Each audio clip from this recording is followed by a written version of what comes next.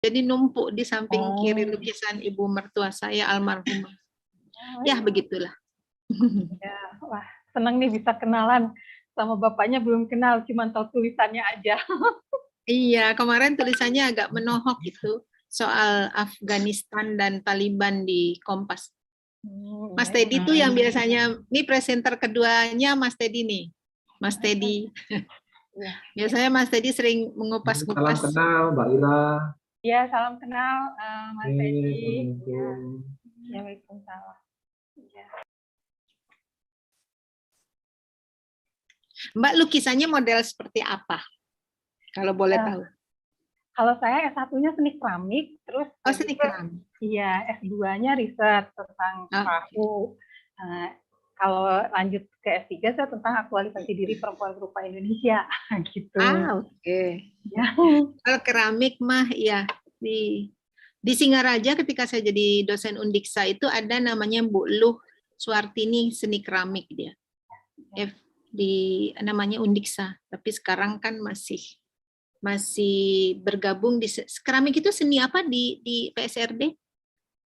Di seni rupa, prodi seni rupa. Namanya seni rupa ya, oke. Rupa terus ada studionya gitu. Ya. Oke. Ya. Terus terbagi antara yang riset sama yang jalur seniman. Nah, saya di jalur risetnya. Di jalur riset. Ya. Lebih kepada bagaimana memahami keramik dari sudut historis mungkin ya. Budaya, etnisitas, kemudian kenapa motifnya seperti itu, ada cerita apa di balik itu, begitu ya? Iya, seperti itu. Oh, that's my co-writer. Halo, how are you, Pak Andrew? Mbak moderator, Mbak Indah dan Ibu Mariam. This is my co-writer for the book that we had published, Pak Andrew van den Berg. So we are three today to present one topic about exit politics. Pak Teddy is already introduced himself. Do you want to introduce yourself, Pak Andrew, please? I am Andrew. I come from Australia. I've been working with Bu Ines and Mas Teddy since 2015. And long may it continue. Finger crossed that we still keep together in the WA group.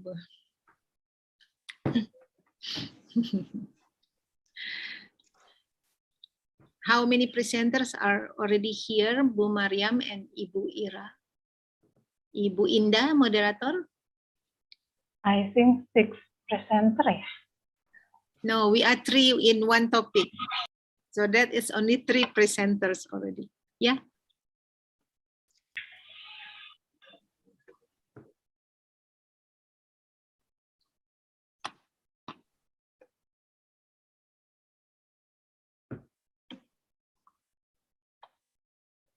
Are we ahead of time, Pak Andrew? Are we? Yep, 2 minutes. Okay. So it's your time is exactly 2 hours ahead, right? 3 hours. 3 hours. Okay. 3 hours. So it's 4:30 here. Is it 1:30 with you? 1:30 for the WIB. Waktu Indonesia Barat, Pak Andrew. Yeah. But Indonesia Tengah is only 2 hours difference.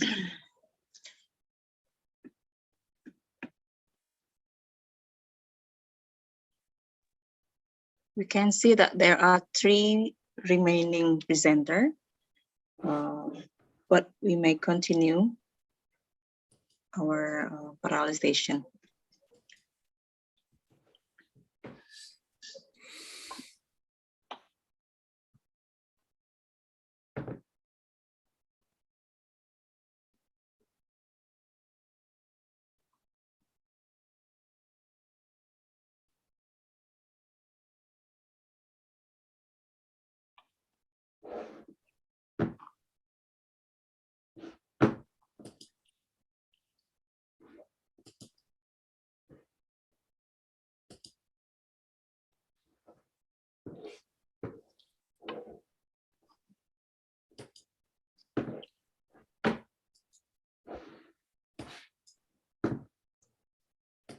Good afternoon, everyone. Can we start? Because we can see it's 1:30 now. So welcome to the ICGCS first parallel session today. Before we start, allow me to introduce myself and the committee in this room. I am Indah Mustika Permata as your moderator today. In this room, we also have Mrs. Mariam Jamila as organizing committee and Al Kadrifal Permana or Deka as Zoom operator. Yes, we, as Mrs. Mariam Jamila said, that we still waiting for three presenter. But before to all presenter, I will inform the rules of the sessions. First, the presenter should turn on their camera while presenting their paper. And then each of presenter has 10 minutes presentation and 5 minutes for Q&A. I will notify the presenter if presentation exceeds the allocated time and the presenter should conclude the presentation rapidly. Q&A session will done after each presenter finish their presentation. The attendees can ask the question by writing in the chat box or directly asking to the presenter. But I hope you can turn on the raise hand feature on the Zoom so I can recognize you. And then the presenter may not leave this room until all the speakers have finished their presentation, because the attendance list will be distributed at the end of the session by the committee. It is mandatory for you all to receive the certificate. Before I start the presentation, maybe for the reminder, please, Bu Yayu Lestari, please send your slide presentation via chat to the committee, maybe to the Zoom operator Deka. Thank you. And so for the first speaker, we have Mrs. Ira Adriati from Institute of Technology Bandung. She will present her paper entitled The Role of Women in Craft on Batik Trusmi Cirebon. So Mrs. Ira, time is yours. Okay, good afternoon. Is my PowerPoint. My research about the role of women in craft of Batik Trusmi Cirebon. Next. Please, next.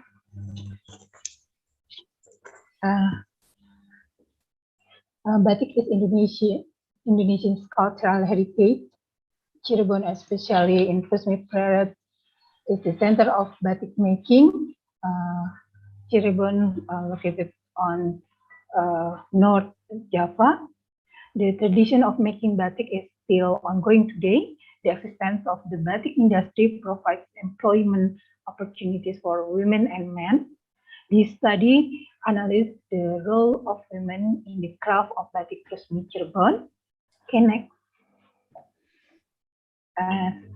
Please, next. The purpose of this research is to understand the role of women in craft of batik Trusmi, which has lasted for decades. Next. The methodology. This study uses qualitative methods, Abraham Maslow's hierarchy theory, and Purwanti's self-actualizations of women are used in this research. Data collection techniques were carried out by reviewing literature, observations, and interviews with batik craftsmen and batik manager Nova Trusmi Cirebon. Observations were made by visiting the Trusmi Batik Making Center in Cirebon. Next. This is Maslow's hierarchy of needs. The first step about physiological needs, next safety needs, third is love needs, and fourth esteem, and the peak of Maslow's hierarchy of needs is self-actualization. Okay, next. According to Kriti Purwandari, say about mentioned as individuals who are individuals women have their own hopes, needs, interests, and potentials. Referring to the view of humanistic psychology with emphasis positive human value, women also need optimal self-actualization for their own demand, something that in the end also impact on the development. Okay. Next, analysis. Based on observation, the work in process of making batik is defined according to the stage of the processing and batik making techniques. The application of this division of labor workers at work divisions, such as treatment of the fabric before making batik, scraping patterns, doing batik writing with the chanting, stamping with a chanting cap, coloring, dyeing, scraping, or nyolep, coloring parts of the motif, clothing sticking to removing wax or melorot, and women make batik writing with the chanting. Okay, next. Women in every important position, such as in manager, production, and sales. At the Nova Cirebon Batik Company, women have an important role in running the batik industry. Women are assigned to oversee the production process in the workshop. She is the one who checks the whole process of batik making. She can be considered a production manager. In the photo below, Ibu Sri shows the stem batik cloth. Next. In the process of working in the batik industry, the focus of women is not only achieving self-actualization, they are actually still at the stage of fulfilling basic needs. They work because their family require or need money for the necessities of life. This happens because their economic factors are very low. However, actually working and making their own money has shown that they can actualize themselves from the skills they have. Okay, the next. The conclusion, in the batik industry, especially in Tresmi Cirebon, women work with the aim of earning income for their families. They don't think about increasing their positions in the batik industry. They only think of ways to earn income to provide for their family. They don't display their self-actualization process. Okay, the next. Thank you for watching my presentation. Okay, thank you, Mrs. Ira. What an interesting presentation. So we can go to the Q&A session. Is there any participant or presenter who want to ask Mrs. Ira about her topic? Please.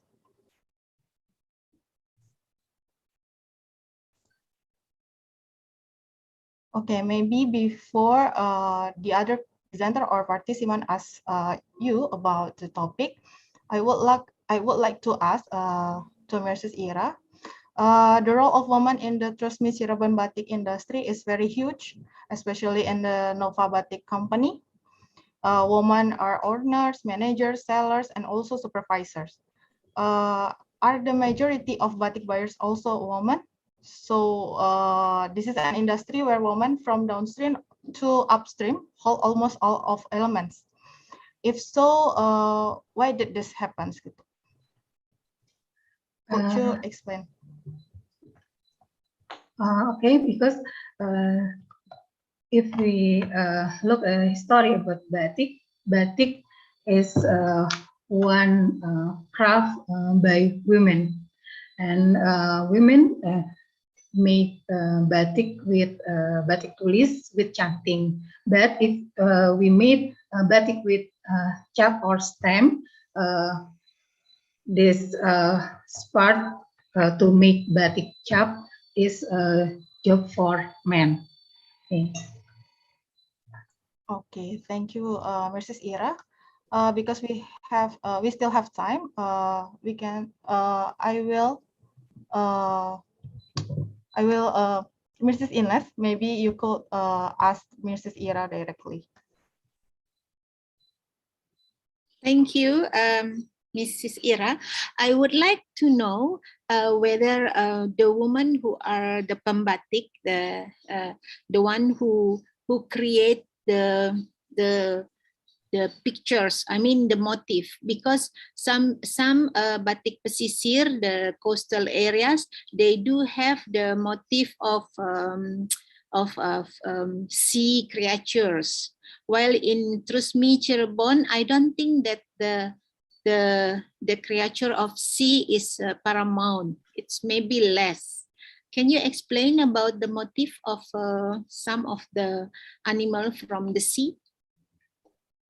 Okay, in Trusmi, we can see many motifs, and which one is about buketan flower, like another side of North Java, North Sea Java, and if you call some motif, we can look about animals and special animal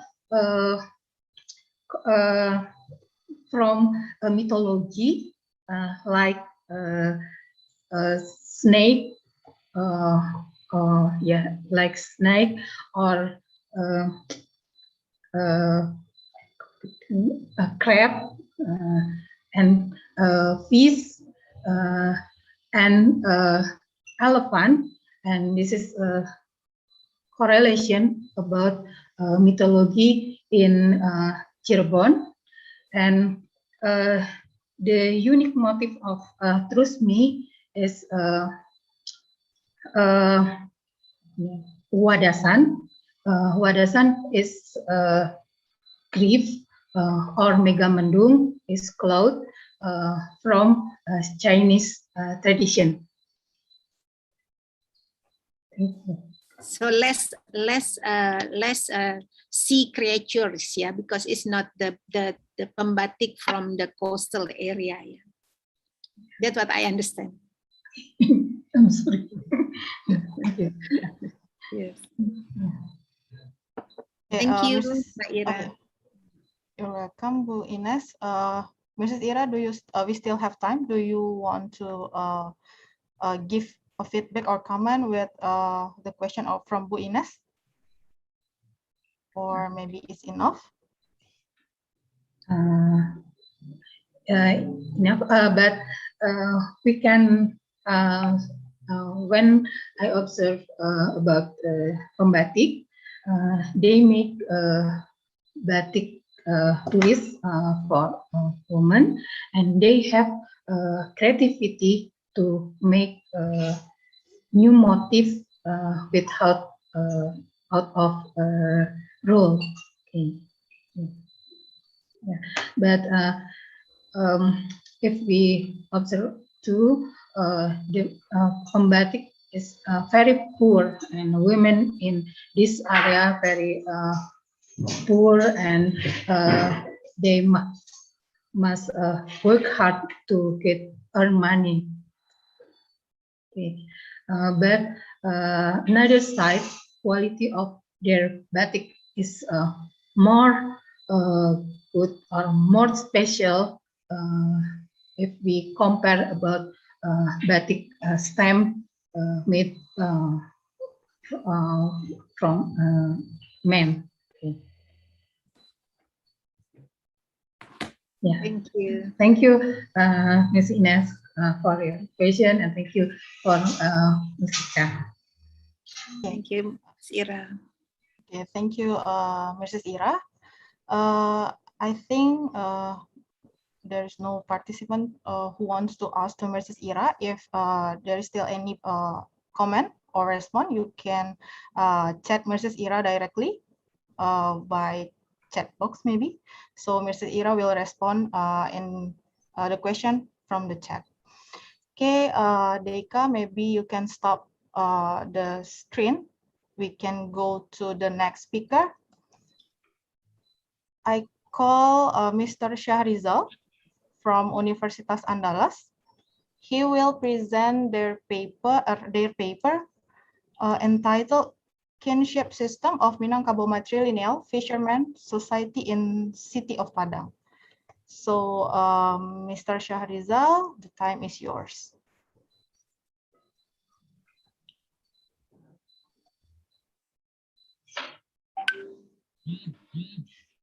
I'm sorry, Mr. Shahrizal, maybe you can unmute your audio so we can hear all your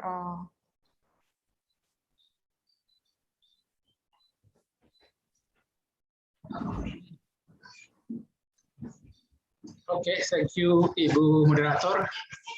Good afternoon, ladies and gentlemen. I will present our research result with title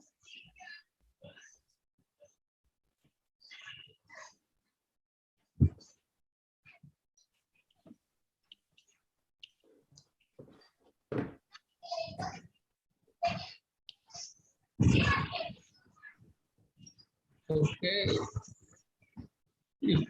Can you give the slide?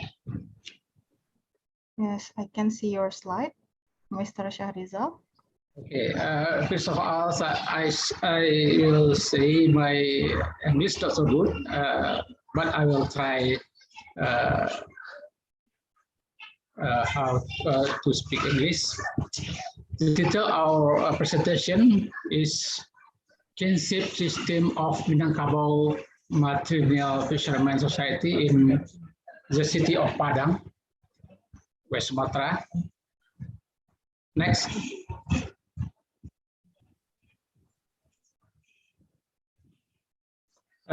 Introduction. The kinship system has an important meaning for our society.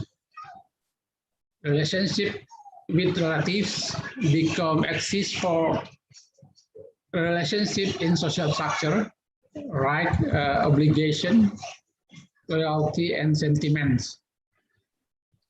Minangkabau is famous for its matrilineal kinship system. The Minangkabau matrilineal system actually is supported by agrarian system. It means actually matrilineal background is for agrarian society. But not all of Minangkabau people agrarian society.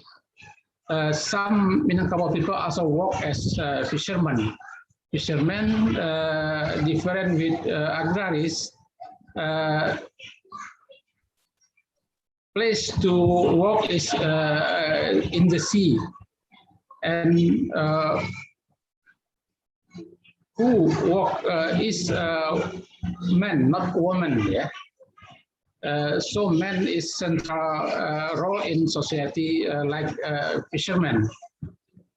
I think this is we think this is a problem. Yeah. How matrilineal the practice in fishermen society. Next.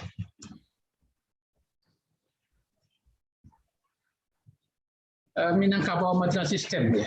We can see some of characteristic of matrilineal system in Minangkabau.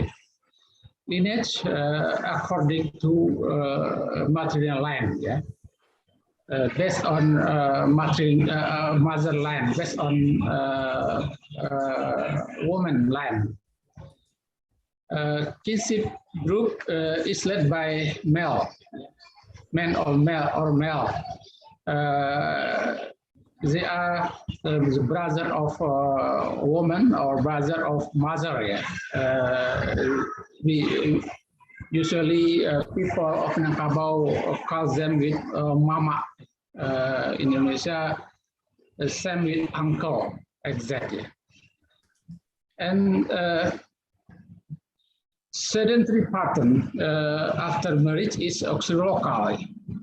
So in in Minangkabau society, after married, a couple live in mother live in wife parent house. In anthropology, we call also local. And then characteristic,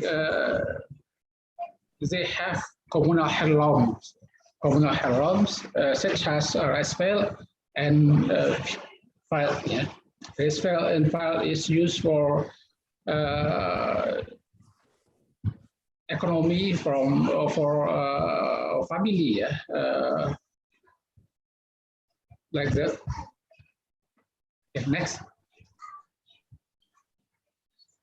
Research purpose, therefore, how important is suku or clan in fisherman community? What is the mama or mother, brother role in family? What is the role of husband and wife in the household? How do children value in fisherman families? Next. Methods, yeah. First, location, yeah. Location or research in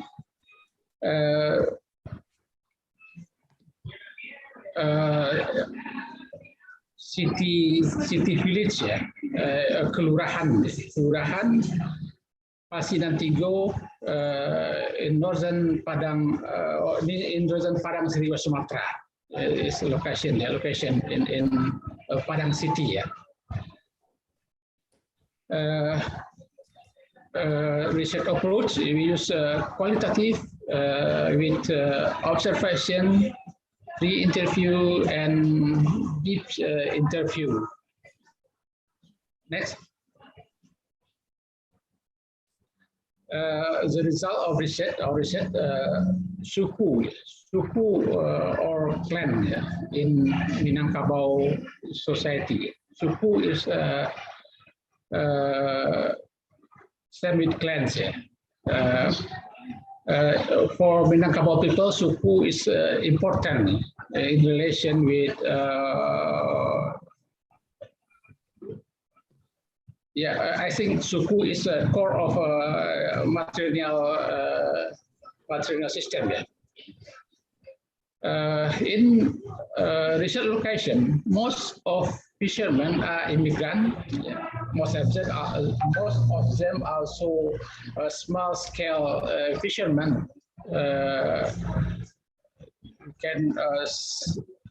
Sometimes you can call them poor fishermen. Yeah, I think. Yeah. In location, fishermen are immigrant, yeah. Immigrant about 25%. Yeah. Fishermen is a question is from other side, other area in West Sumatra. Yeah. Most of them they come from Pesisir Selatan district, yeah, in West Sumatra. And then about 25% indigenous, yeah, the indigenous from Pasinantigo, yeah. About clan or suku, yeah. Indigenous fishermen communities still value the suku as important and still have communal asset. They still have communal asset and live communally. Yeah. Newcomer or most of fishermen in relate with suku not so important. They don't think clan is important. Different with material pattern after marriage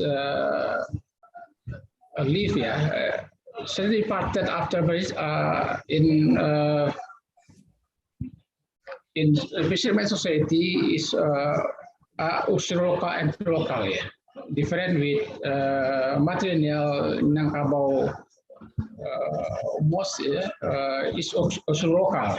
Also local live in wife parent, free local live in parent of husband. Yeah. So in fishing society or fisherman society, mix local and free local. Next. Mother-brother role in family. In matrilineal society, mama has important role in family. In most of fishermen society, mama does not play a role in the fisherman family. Father has a central position in the family. Informal leader in fisherman community are more role in the family.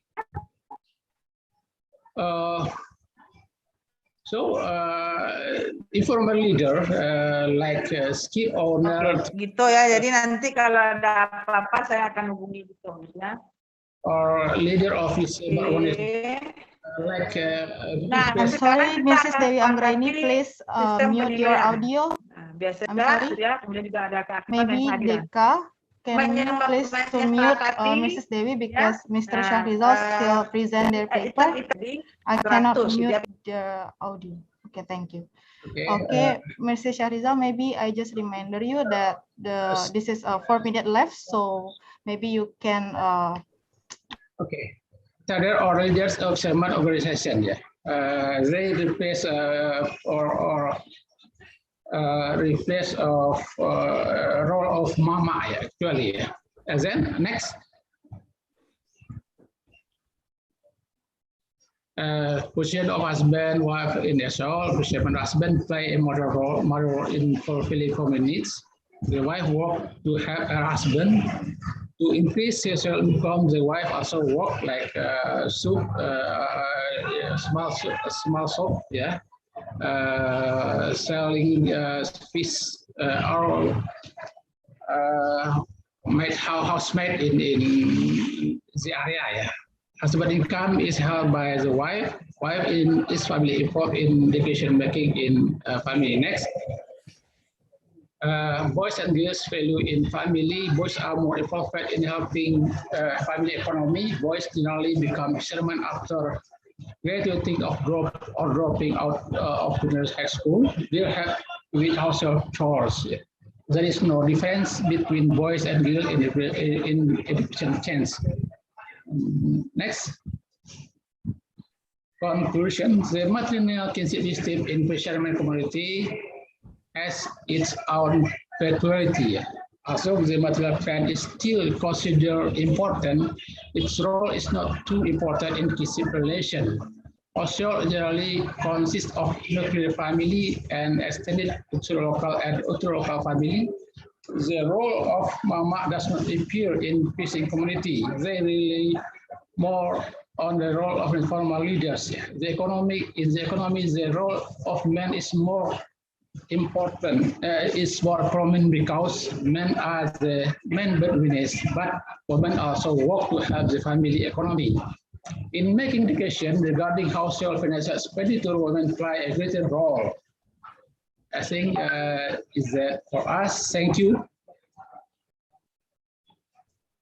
Okay, thank you, Mr. Shahrizal, for your presentation. We still have 2 minutes for the participants who want to ask Mr. Shahrizal about this topic. Please unmute your audio so you can directly ask Mr. Shahrizal.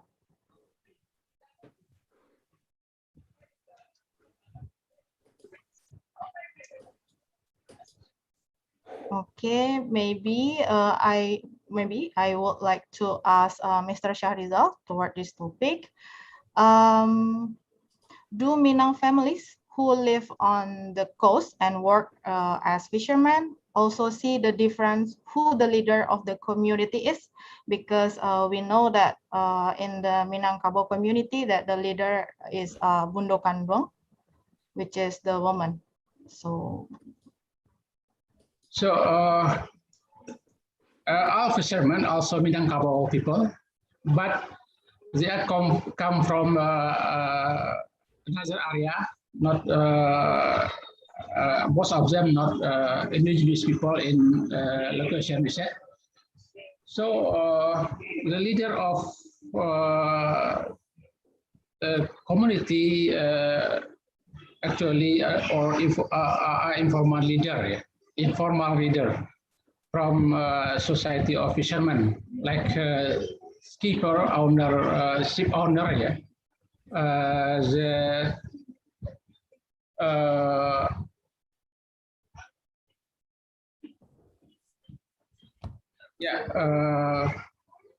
Pedagang like juragan, ya, juragan. We can not see leader from adat, ya, leader from usually we find in material society, ya, like mama or datu, ya. No, we cannot find in their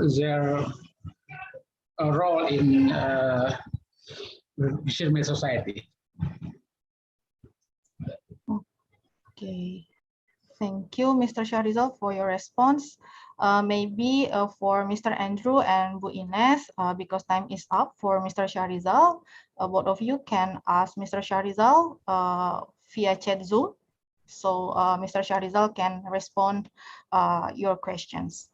I will go to the next speaker. I will call Mrs. Tengkurika Valentina from Universitas Andalas. She will present her paper titled Minang Woman in the Cultural Patriarchy, Cultural Maelstrom, Viewed from the View of Religion and Culture. For Mr. Tengkurika Valentina, Mrs. Tengkurika, I'm sorry, time is yours. Thank you for the time, moderator. Yeah. Before, sorry, my virtual background not using with quote. And then, good afternoon all. I'm Cici Safitri. I'm a master student, Department Political Science in Andalas University. This is my work with my colleague Tengkurika Valentina. She is a lecturer, Department Political Science in Andalas University. With the title is Minangese Woman in the Middle of Patriarchy Culture in a Perspective of Religion and Culture. For the presentation, I using English, and then for discussion, I using Bahasa. Next, for introduction, gender mean every different, that it's not biological and not good nature. This culture does not accommodate attention balance, so that women become unimportant to be taken into account.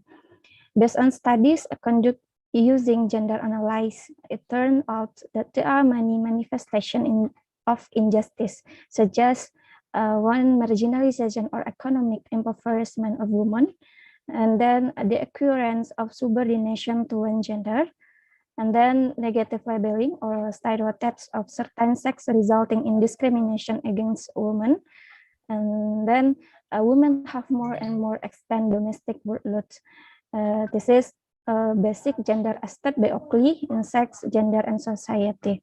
The Minangkabau people are the large matrilineal ethnic group in the world and the only one for Indonesia.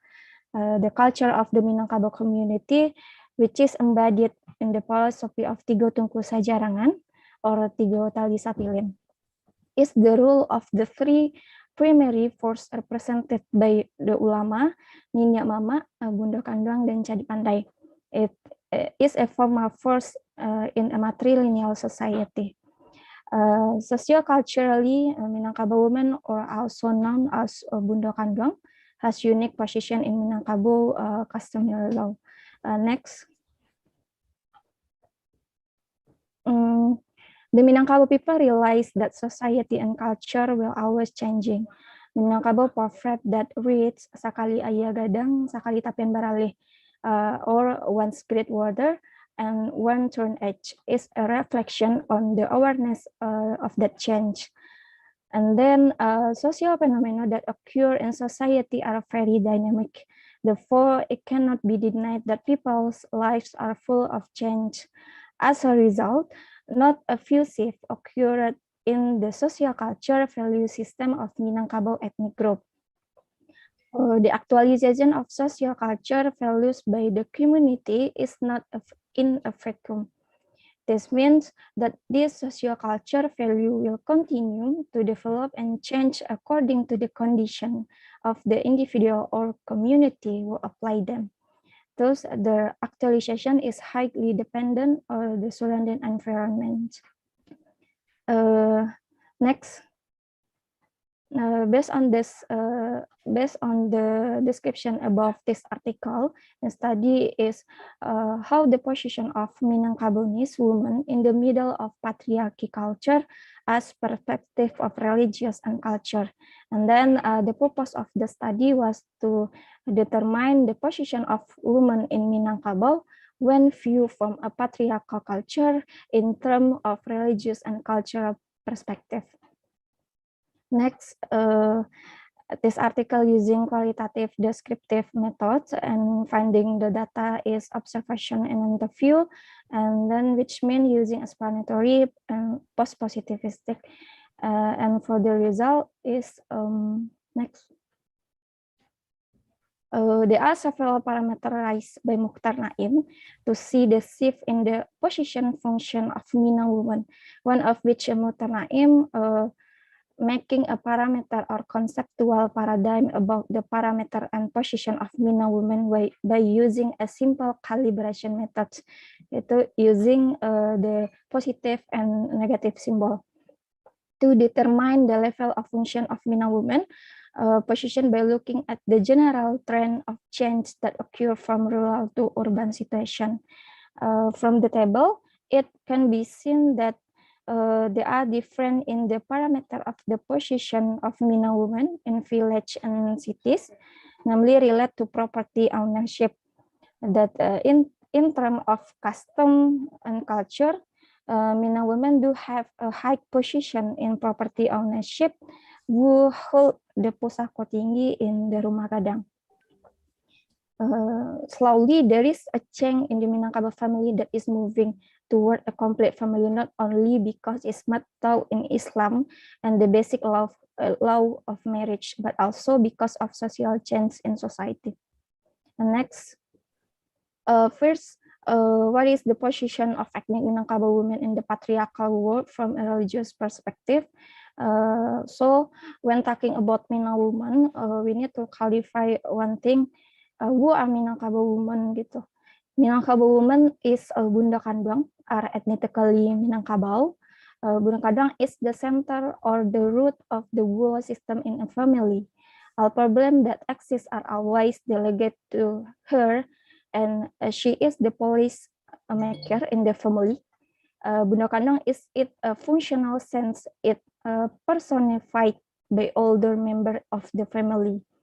The figure Bunda Kandung is a woman who has matured, strong in personality and has wisdom, and is in the prime of her life.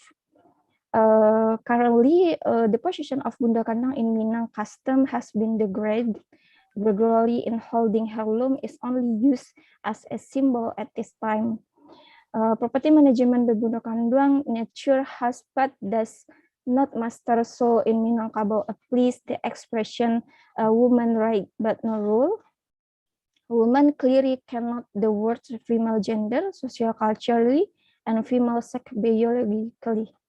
The connection between custom and religions where it puts women in a position even stronger, honorable and well maintained. The teaching of Islam are more patriarchal and place the husband as the head of the family, but Islam has obligated men to be the breadwinner, so as to make Minangkabau women get protection from both sides, namely from the custom in the form of high heirlooms and from Islam. Next, the second. Next. Sebelumnya. The second, the position of ethnic Minangkabau women in the patriarchal world from a culture and family perspective. By nature, women and men from Minangkabau custom cannot be equate because the nature of women and men are equate. It will be contrary to the teaching of Adat Basandi Syara, Syara Basandi Kitabullah. In Minang custom, the position or role of women are substantial, and their exit is highly expected. Minangkabau custom place women in a very noble position. The role of women is seen in the matrilineal kinship system and principle, which has the following characteristic. One, the lineage comes from the mother, the tribe of children according to the mother's tribe. Pusako tinggi, diskan from nenek mama, pusako dan randa, diskan from father to son. For the title pusako tinggi is passed down from mama to nephew, and then matrilokal, husband at wife's house. 6, exogamy, dan 7, sehina atau or saraso and sapareso. And this article conclusion. Next. The study show various opinions stating that currently women in Minang custom have experienced degradation. Their success in holding heirloom is only symbol. The management property by Bundo Kanang is only processing, not controlling. So the expression a woman right but not role. Next. I thank you for attention. Assalamualaikum warahmatullahi wabarakatuh. Waalaikumsalam warahmatullahi wabarakatuh. Thank you, Mrs. Cici, for your presentation. I saw in my screen that there are 3 participants who wants to ask. Maybe the first one, I saw the raised hand from Mr. Andrew. Please, Mr. Andrew, I invite you to ask to Mrs. Cici. Fascinating presentation. Very, very interesting. Thank you. I'm curious about we had a keynote speaker this morning talking about divorce. How does divorce work amongst the Minangkabau? So, Mrs. Cici, you may answer the questions. Mr. Andrew asking about the perceraian. Maybe you could explain bagaimana perceraian di Minangkabau.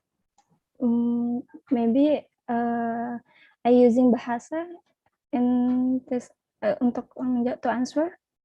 Yes, it's okay. It's okay. I'm so sorry, Mrs. Dekin. I'm using bahasa to answer the question you. Okay. Apa sih, bagaimana sih perceraian di Minangkabau itu sendiri gitu? Untuk perceraian di Minangkabau, jika ditinjau dari perspektif budaya ataupun agama, untuk di Minangkabau sendiri perceraian itu merujuk pada adat basandi syarak basandi kitabullah, yang mana tetap mengikuti syarak melalui agama, bahwasanya perceraian di Minangkabau ini itu dilakukan apabila sang suami mengungkapkan talak kepada seorang istri. Jadi ketika istri yang mengungkapkan perceraian kepada suami itu tidak bisa diterima kecuali itu dilayangkan pada pengadilan, begitu. Dan untuk perceraian di Minangkabau, jika perceraian itu telah sah dilakukan, bahwasanya anak itu akan mengikuti ibunya, dan dikarenakan menurut garis keturunan ibu, bahwasanya di Minangkabau itu sendiri menganut garis keturunan matrilineal, sistem matrilineal yang menurut garis keturunan ibu. Jadi bahwasanya anak akan mengikuti ibunya untuk tinggal seperti itu, Mr. Dekin. Thank you. Okay, thank you, Mrs. Cici. Maybe I will translate. According to Mrs. Cici, divorce in a cultural perspective refers to the traditional in Minangkabau. The terminology is adat basandi syarak basandi kitabullah. So divorce can be done according to Islamic teaching. So when the divorce happens, the child will follow the mother because the matrilineal system. Maybe that's all the conclusion from the Mrs. Cici answer. You want to give feedback, Mr. Andrew? No, I'm interested that the child follows the mother. Is divorce more or less common than in the rest of Indonesia? Yes. Maybe because time is up, I can go to the next speaker. Thank you for Mr. Andrew and Mrs. Cici. Yeah, thank you for moderator. I will call Mahawitra Jayawardana from Universitas Andalas. He or she will present Neglect of Woman in Kunaung Putri Bungsu Rindu Sekian. So time is yours. Okay, thank you. Good afternoon, ladies and gentlemen. I will present my article, Neglect Woman in Kunaung Putri Bungsu Rindu Sekian by Mahawitra Jayawardana and Sylvia Rosa, Faculty of Humanities, Andalas University. Okay, next. Introduction.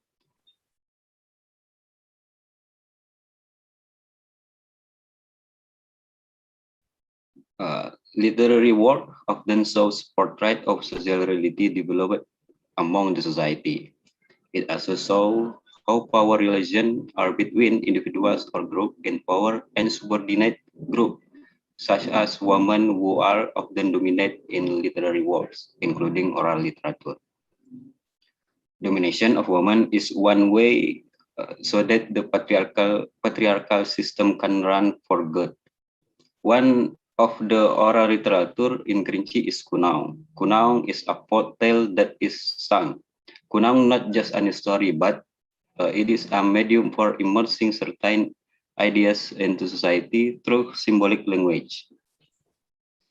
Female characters suffer from shortcomings in Kunaung Kerinci. It is Kunaung Putri Rindu Sekian. Kunaung needs to be reconstructed in order to give more attention to the plurality of meanings. Next.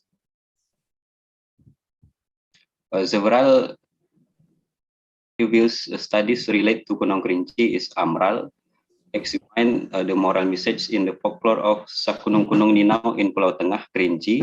Maiza and Fornica examine Kunaung Kerinci as a learning medium for character building for students at the elementary school level, and Jaya examines the religious value contained in the text of Kunaung Kerinci. Previous research discussed the ideology and values that exist in the Kunaung to be applied in the learner school. And a study about the semiology is Rosa. He saw that the two episodes of the story contained in Minangkabau Tambo are tools to cover past tragedies in the story of Minangkabau people. The tragedy of the tragic event that befell the Minangkabau people in their pursuit with migrants from across the land. The tragedy was wrapped into episode of Tambo story, which he researched so as not to be clearly accepted by the next generation. Tambo is a literal work becomes a symbolic code that mediates the collective memory of the tragic event. Tambo as literary works becomes symbolic code that mediate the collective memory of the tragic event. Next. The perspective of Bart's semiological theory is used to analyze Kunang Kerinci title Putri Bungsu Rindu Sekian, with lexia and 5 chords, hermeneutic, semic, symbolic, poetic, and cultural. The study seeks to dismantle the patriarchal construction of women contained in the Kunang Putri Bungsu Rindu Sekian through semiology of Roland Barthes. Next. Research methods. This research is a qualitative research with descriptive method. Data collection is done by a literature study. The data in the study is the transcription of Kunang Putri Bungsu Sekian, which is contained in the book titled Struktur Sastra Lisan Kerinci. Data unit is the form of literary records contained in a series of lexia in the story. Data analysis was carried out by determining the lexia contained in words, sentence, paragraph, and even discourse through the accompanying codes to interpret the meaning of neglected woman. Next.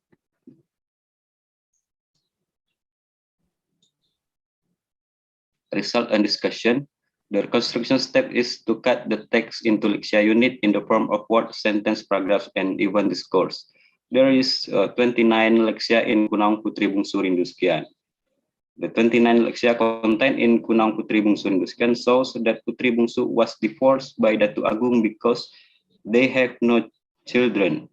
Putri Bungsu, who originally gave full support to her husband, actually experienced unfair treatment from Datu Agung. Putri Bungsu was divorced by Datu Agung on the ground of not being able to give birth. However, there is another motive for Datu Agung unfair action. These unfair treatments are packaged in symbolic language that is not neatly arranged in the Kunang.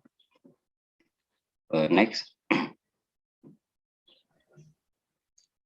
Based on the analysis of 5 codes, Kunang Putri Bungsu Rindu Sekian interprets the condition of a region experiencing a leadership vacuum. The area must certainly have a leader who will rule and rule in the area. For this reason, there was a king election conducted by traditional elders. Datu Agung became a candidate for the king.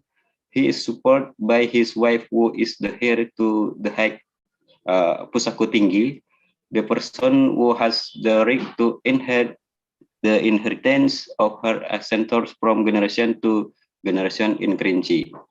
Therefore, Datu Agung has more readiness to become king because he has good financial strength and has full support from his wife. In the end, Datu Agung became the new king who ruled in the region. Datu Agung, who has become king, began to look for another woman to be a wife. Absence of descendants excuse to be divorced from Putri Bungsu. Women are the ones who are always harmed and always forgive the action of men who live themselves under the name of eternal love in Kunang Putri Bungsu Rindu Sekian. Next. Kunang Putri Bungsu Rindu Sekian, which was analyzed through the semiology of Roland Barthes, saw that there was an act of neglect towards women in the name of eternal love. Women are always treated arbitrarily by men. The occurrence of reconciliation between Datu Agung and Putri Bungsu is a form of legitimacy for the neglect of women. Women should be treated with respect by receiving gift of loyalty from their partners. However, this did not happen in the Kunang Putri Bungsu Rindu Sekian. Kunang, as a literary text, has made a lasting impact on patriarchal power in the matrilineal system adopted by Kerinci society. Women are indeed people who are in the power high in their hands. However, male domination persists in the system. Kunang, apart from taking care of the construction, also voice the neglect of women. This literary fact that has been tightly closed and wrapped in symbolic language so that it looks neat and acceptable to future generations. Kunang Putri Bungsu Rindu Sekian has become a symbolic code to close the past tragedy about the neglect moment in the name of eternal love. eternal love become a victim to neutralize the painful tragedy experienced by women. This eternal love blank in is also a symbol to cycle woman kuno is also a medium that construct the dominance of patriarchy in the material system. Next. Conclusion, Kunang Putri Bungsu Nuskan become a symbolic code to close the painful tragedy experienced by women in the name of eternal love. Women become the guilty party when the marriage does not produce offspring. As the guilty party, women are required to be willing to be divorced to the sake of men. The painful tragedy experienced by women is covered by blank of eternal love that makes women willing to accept the will recognition from men. Eternal love is also a symbol to neutralize the tragedy. Kunang is a medium to construct a lasting patriarchal domination in the minds of matrilineal system. Okay, thank you. Okay, thank you, Mr. Mahawitra, for your presentation. Is there any participant who wants to ask Mr. Mahawitra about this topic? If there is a participant or willing, I welcome you to ask directly to Mr. Mahawitra.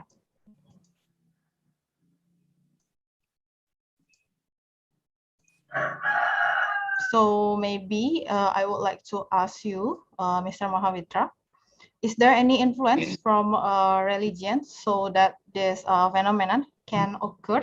And because we know that there is close relationship between Minangkabau custom and also with religion. Yes, can you repeat my? Okay, I ask you about is there any influence from religion so this phenomena can occur or happen? Because we know that there is a close relationship between Minangkabau custom and also with religion. Okay, in Kerinci. Yes. Yes, in Kerinci, Kerinci society and religion have a strong religion because have same tagline adat Basandi Sara Basandi Kitabullah. So Kerinci have bisa saya jawab bahasa Indonesia saja? Yes, please. Ya, Kerinci dan Minangkabau memiliki apa namanya keterkaitan kebudayaan karena salah satunya Kerinci kan merupakan salah satu daerah rantau Minangkabau juga. Di Kerinci pun memang sistem kerabatan materialnya kemudian menganut paham agama yang cukup kuat, akan tetapi dalam prakteknya masih banyak terjadi apa namanya sinkretisme, percampuran antara apa namanya kegiatan budaya dengan kegiatan agama gitu. Dan ini pula yang menjadi landasan bagaimana apa namanya perceraian tetap terjadi juga di Kerinci karena pada masa lalu memiliki istri banyak itu salah satu bentuk kuasa raja bagi kerajaan lain, tapi yang sebenarnya terjadi justru setelah adanya apa namanya pengabaian terhadap perempuan yang digaungkan di dalam sastra lisan yang ada di Kerinci. Itu saja. Terima kasih. Okay, thank you, Mr. Mahawitra. Maybe I will translate. Because Kerinci and Minangkabau have the same culture, they have a strong religion too. It will be based for divorce still happen in in Kerinci, and because in the past having many wives was the power of the king. So in according to that, there was a neglect of women. Is that right, Mr. Mahawitra? Yes. Okay, thank you. Mr. Mahavitra. Okay, thank you, Mr. Mahavitra. Maybe I can go to the next speaker. So Deka, please stop your screen share. I will call Mrs. Yayu Lestari from Nagoya University. She will present her paper entitled Women and Politics of Moral and Islamic Populism in West Sumatra, Exclusionism and Uniformity. For Mrs. Yayu, time is yours. Do you have my presentation up, my PPT, right? Sorry. Maybe Deka, you can help us to present Mrs. Yayu because she has okay. Thank you, Deka. Thank you. So this is my title about women and politics of moral and Islamic populism. This is part of my dissertation about Islamic populism in West Sumatra. So, but in this article, I will more focus about how a woman is becoming of object of politic of moral in West Sumatra, and and I will emphasize about exclusionism and also uniformity. Okay, next.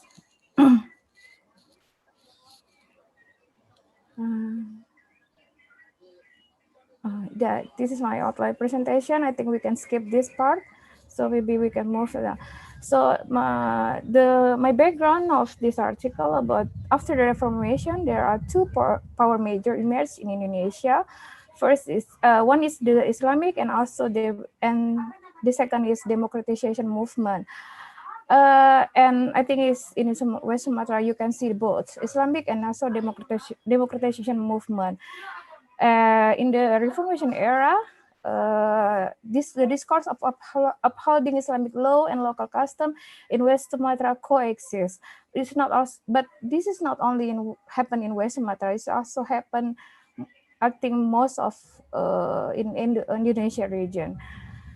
So, but most of the Islamic law or local custom using woman as part of the object of revitalization.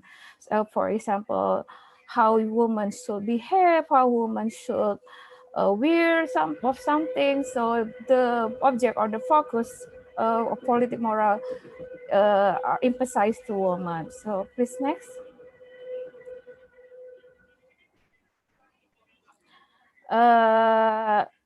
The decentralization is stimulates strengthening of plural politics in Indonesia. Or like what I mentioned before, that women often become the objective standard of morality that's enacted through the regulatory regions. So my article, it intended to see how women and group, I also include not only women, but also group of minorities in West Sumatra, for example, LGBT or non-Muslim in West Sumatra become the object of moral politics. And my research question, why do women become of the foundation or the spotlight in the application of the politics of moral? Like women is in West Sumatra, they are, what I can say, have more power in terms of household in matrilineal society. But even though they have more power, but in public space, for example, in politics, we can see in West Sumatra, we cannot find one single woman becoming of leader, becoming of major in West Sumatra. But we can find women becoming like mayor or in Java. But in West Sumatra, it's very hard women to become active or become elected in West Sumatra. It's also ironic. Next, please.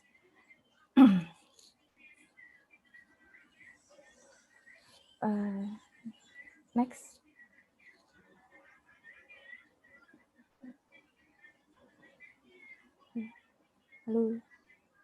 Hello. Can we move to next slide? Hello, Deka. Please? Hello, Deka.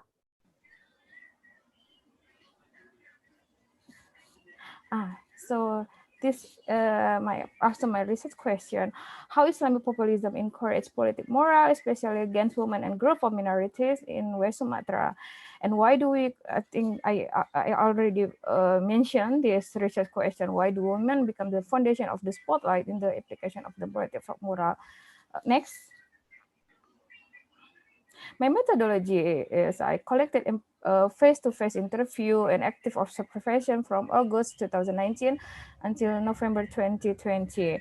And also I do interview with LGBT community and with informant who are non-Muslim or Chinese or non-Minangs. And also I did purposive, I use collection data method of proposing sampling and also snowball samplings. Next. So during 2003 until 2013, when Fauzi Bahar becoming mayor of Padang, local regulation issue to about how women should dress. This regulation is implied to for civil servant and also student in public school. I think recently there is a case when a non-Muslim imposed to wear Muslim, I think last year or this year, I forgot. And the application of moral politics rarely, however, the application of moral politics rarely touch or regulates men morals. So most of the regulation is usually regulate how women should behave, but in contrast, rarely rarely ask men how they should behave. So this, this phenomena is what Hadis mentioned. This is a part of Islamic populism that also happened in Turkey. They more emphasize to it part of Islamic morality agenda. So next. So I use this title "Good Girls Do Not Go Bad" because women in West Sumatra sometimes they say that women should be like this. You cannot do this because you will humiliate your family.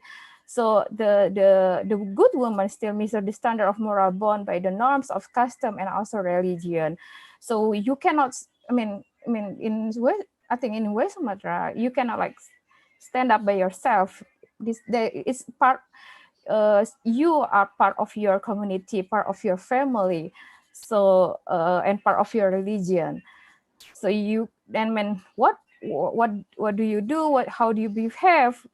They will measure you, not only you but also your community and also your religion and also your parents. So the domination of men in the public sphere in modern times today illustrates the condition of traditional society.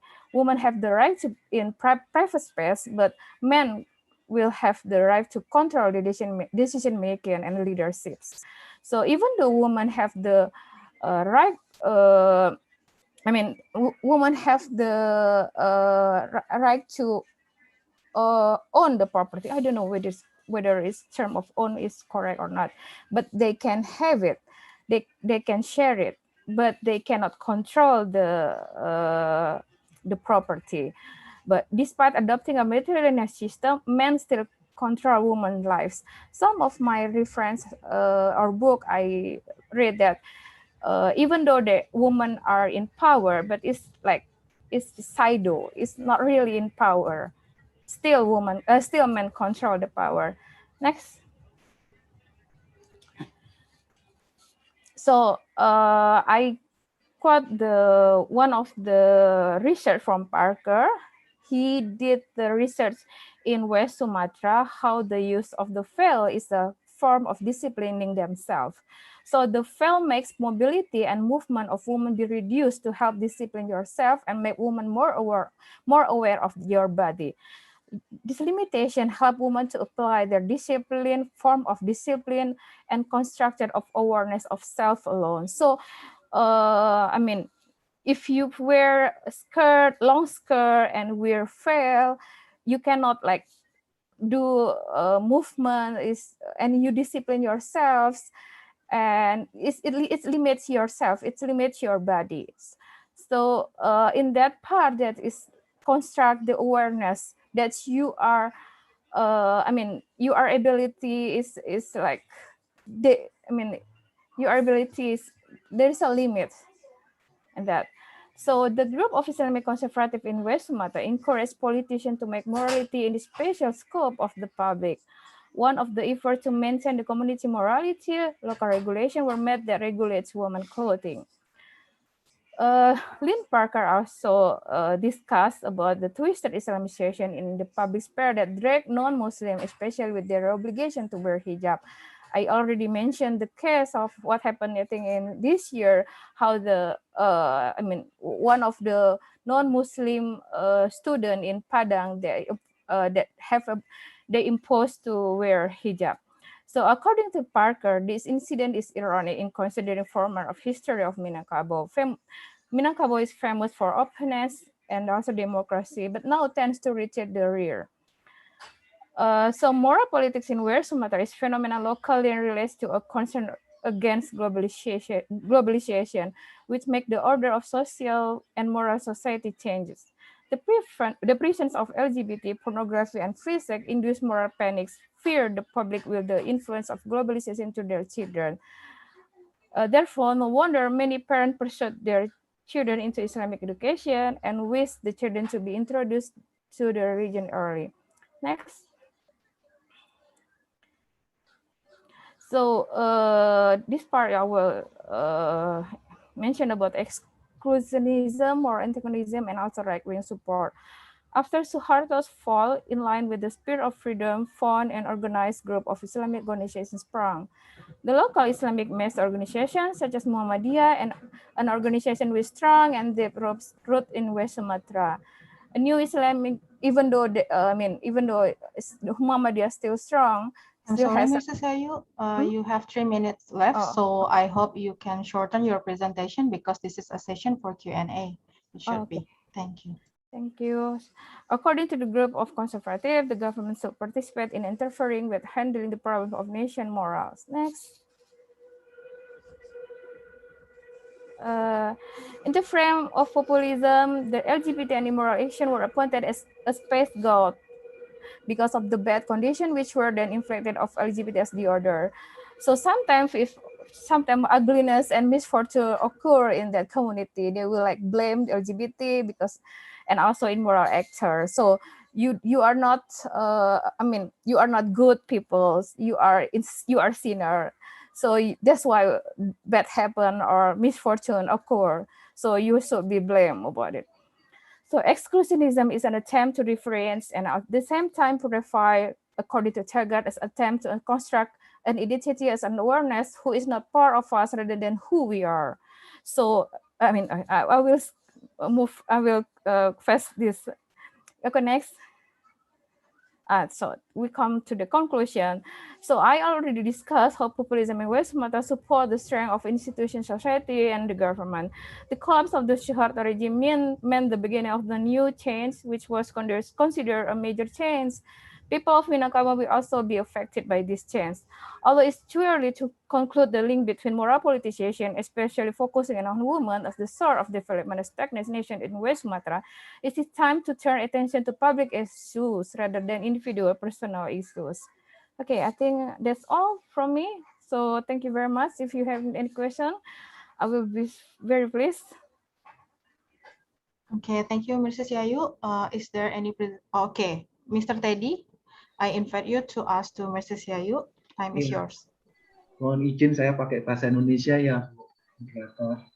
Yes, please. Bu Yayu, saya tertarik dengan penelitiannya Bu Yayu. Kalau saya melihat tadi dengan presentasi Bu Cici tadi, saya juga sebenarnya raise hand tapi mungkin karena waktu. Melihat budaya Minangkabau dalam perspektif feminis itu memang pada akhirnya patriarki itu menjadi tata nilai yang serba memarginalisasi.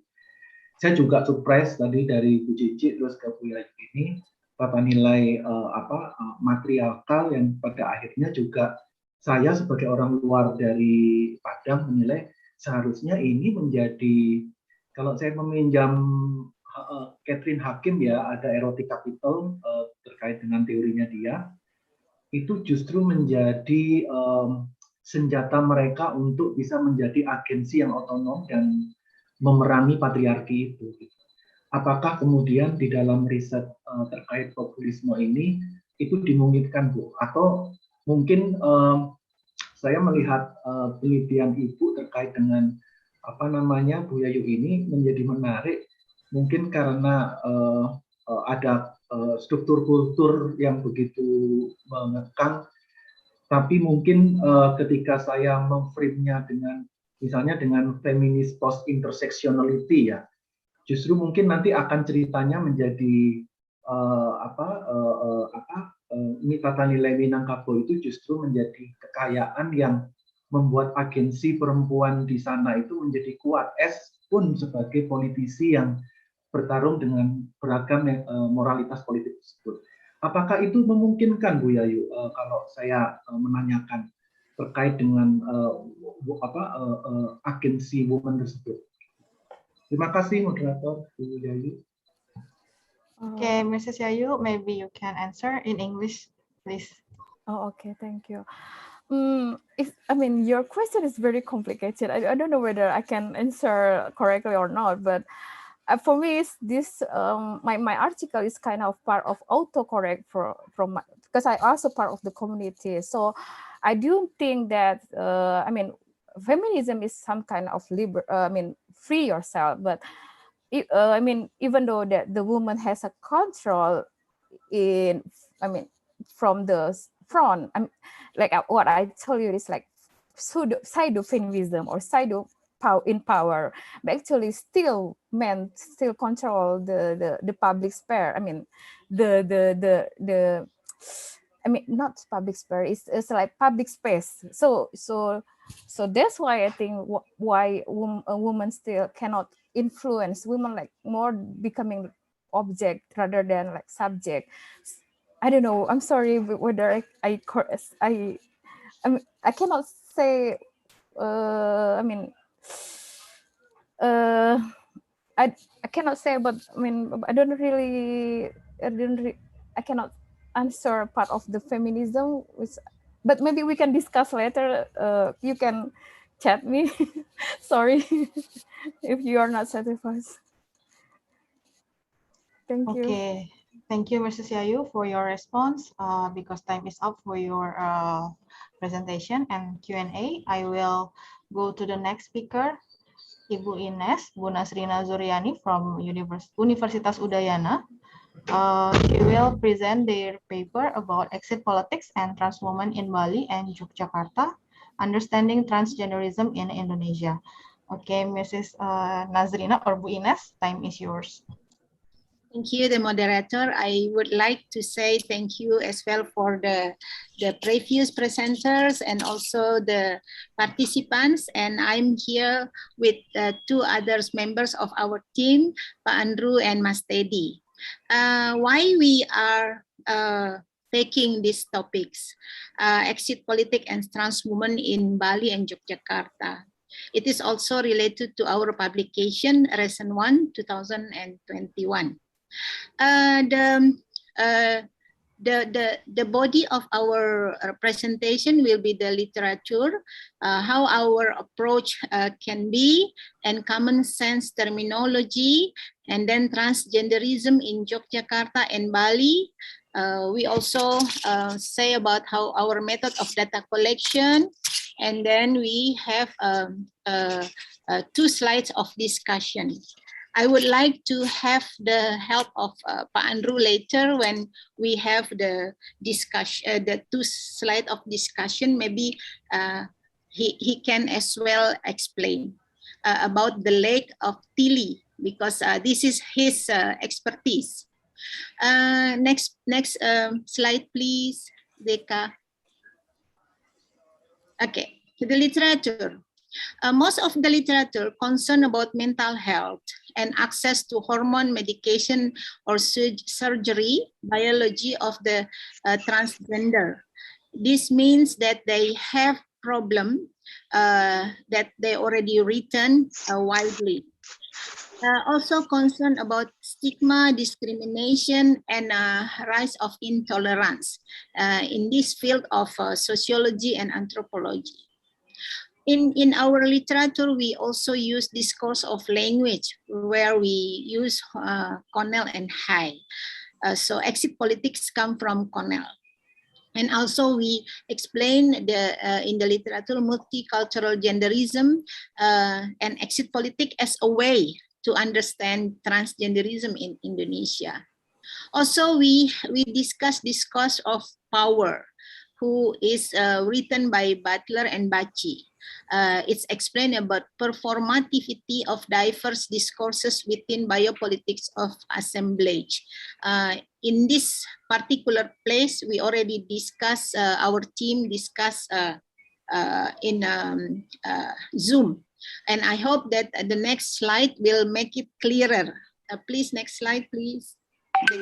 Thank you. Our approach, politic of exit from a compulsory and binary gender order, means that we also see the cis men and cis women, that we regard ourselves as a binary gender. So we feel that we are men and cis women.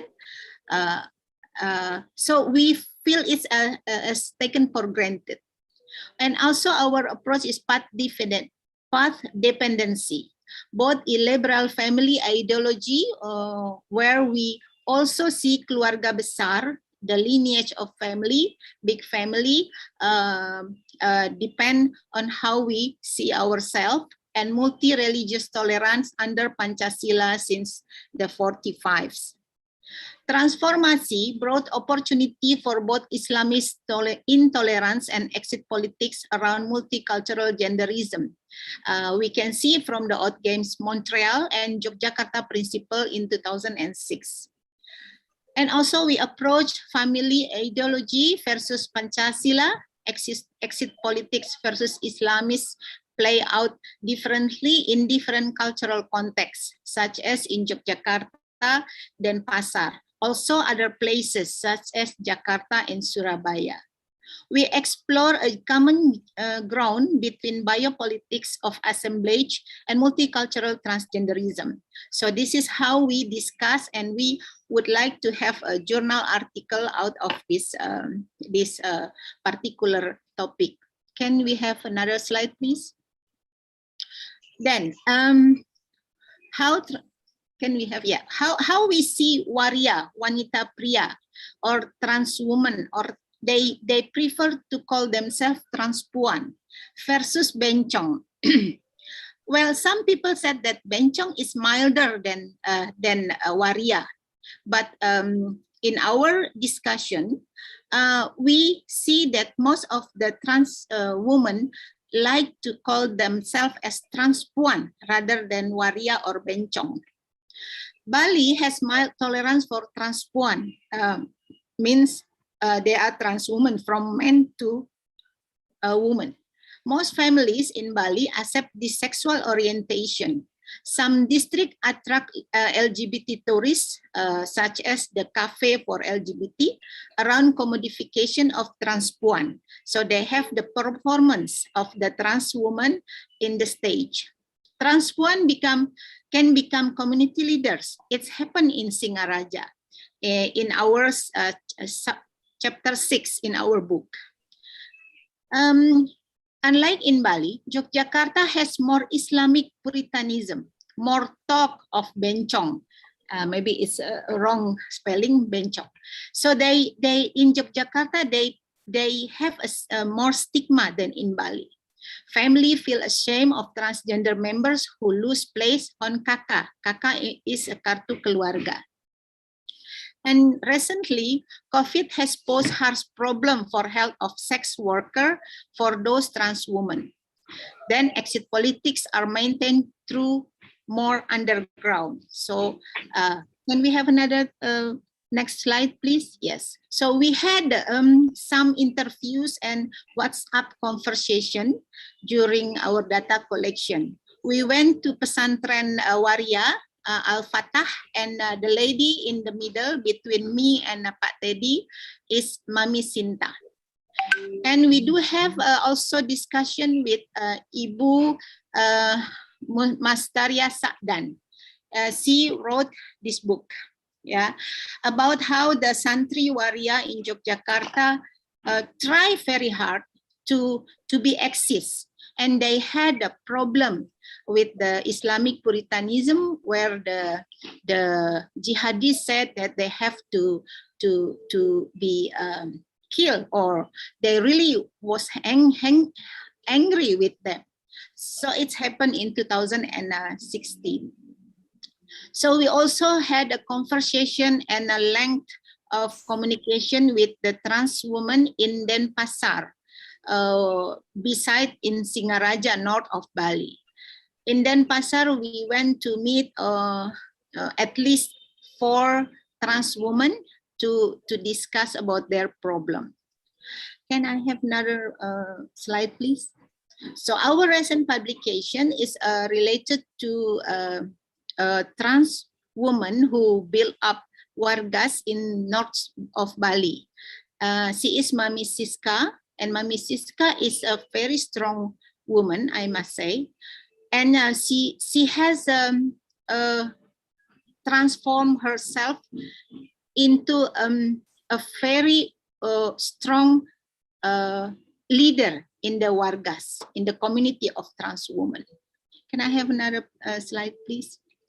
Well, our discussion is how we see this transgenderism as oil field, or as a garden, or a lake. So we have here Pak Andrew, who can also explain our discussion. Please, Pak Andrew, time is yours.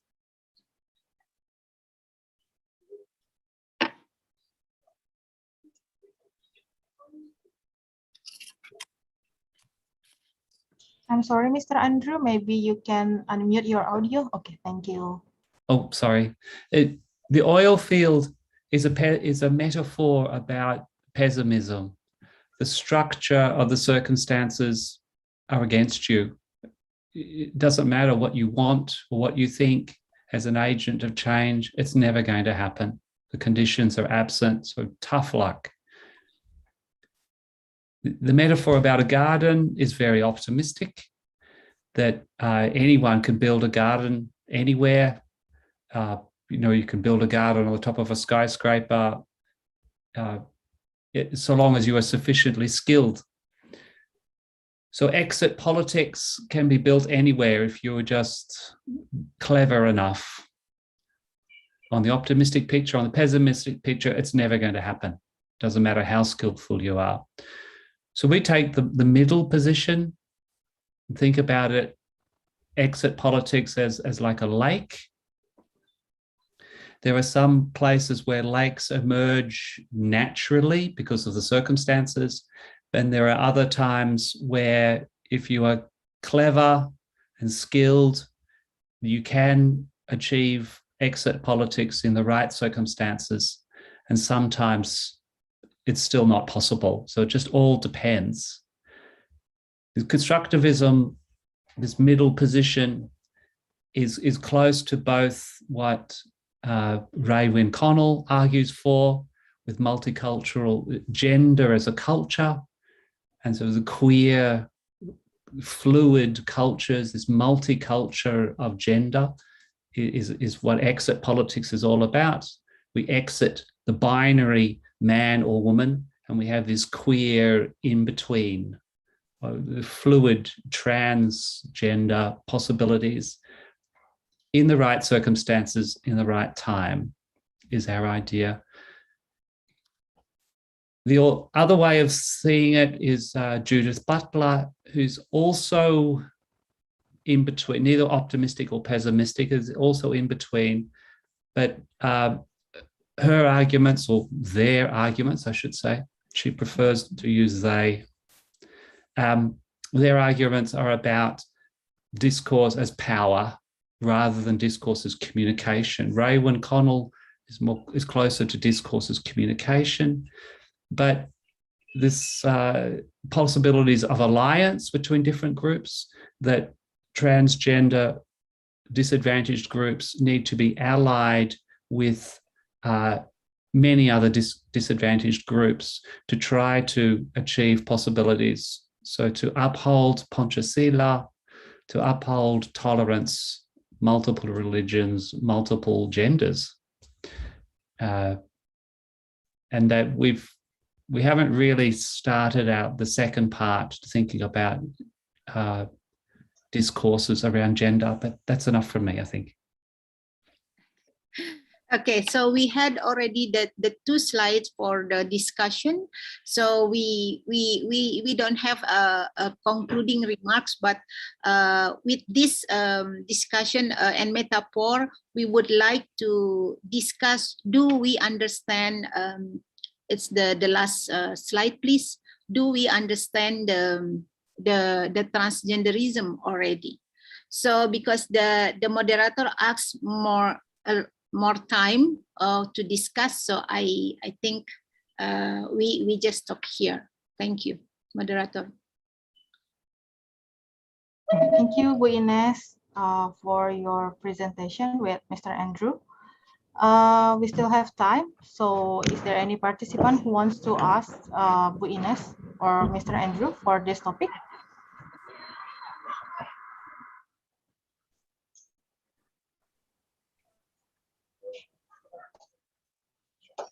Okay, maybe we have Mrs. Mariam Jamila who wants to ask Ibu Ines or Mr. Andrew.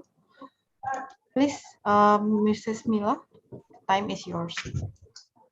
Thank you for the opportunity. I would like to ask related about transgenderism, because honestly, I'm not really into it. I'm not really understand what is transgenderism before. I want to ask about what do you think? Is it transgenderism is biological phenomenon, or is it a social or constructed by social condition phenomenon? Because I have discussed about it with some of my friends. Some say that it is genetically happen. Some say that it is because of the environment, because of the social condition, because of family condition or something like that. So that is my question. Thank you. I think I would like Pak Andrew to give a little bit of glimpse. What is whether it's biological or more social construction before I can explain. Well, we side with social construction, which is not personal or private. It's not like choosing which fashion to wear. It's not like choosing clothing or food. It's a social process that has a history, has a context and a time.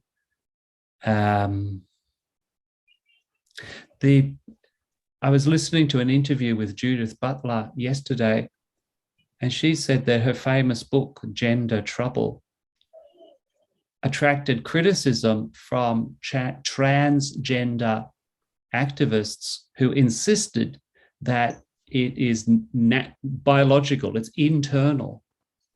I was born this way. I'm just in the wrong body. So a man, trans woman, I really am a woman. I just have to change my body to fit who I really am. But this reality, we argue it's a social construction with many other people. It's not objective like biology. It's not subjective like choosing a fashion. It's intersubjective. It's a social process with many people. So who I really am is related to how you see other people seeing you. It's intersubjective. I hope that answers your question. Ines has more, I'm sure. Yes, from the data that I already got via interviews and how I dig more to their personality, they are internally like wrecked out. They are really terbelah-belah, terpecah as a pribadi ya. As a individual, most of the trans woman are feeling so bad toward themselves. That's why sometimes they want to kill themselves. So in terms of biology, they see internally there are problems. So they would like other people to accept. And of course, the social construction of Indonesia, most of the places in Indonesia, they feel ashamed to see that this kind of internal problems constructed within their family. So they really becoming neglected. Economically, they cannot work in the formal jobs. So we have to see exit politics, I think, to create more human right to them. I think this is what we would like to deliver as a speech, as a topic. Thank you, Ibu Jamila, Uni Cantik. Okay, thank you, Mrs. Ines. Yeah, thank you. And Mrs. Mariam Jamila for your questions. I think Mrs. Ines and the team is the last speaker for this session in this room. And Deka, maybe you can share or distribute the attendance list. So I hope all of the presenter will take the attendance, so you can get the certificate for the presentation. And this is the last agenda. I would like to say thanks to all presenters and also all the audience for active participation in the sessions. I can conclude that there needs to be the emancipation of women so that the cultural and religious factors do not reduce the role of women in social life. Hopefully, the presentations will give benefit for us. Thank you for your attention. See you next time. See you next time. Thank you. Thank you. Sampai jumpa. Bye. Thank you.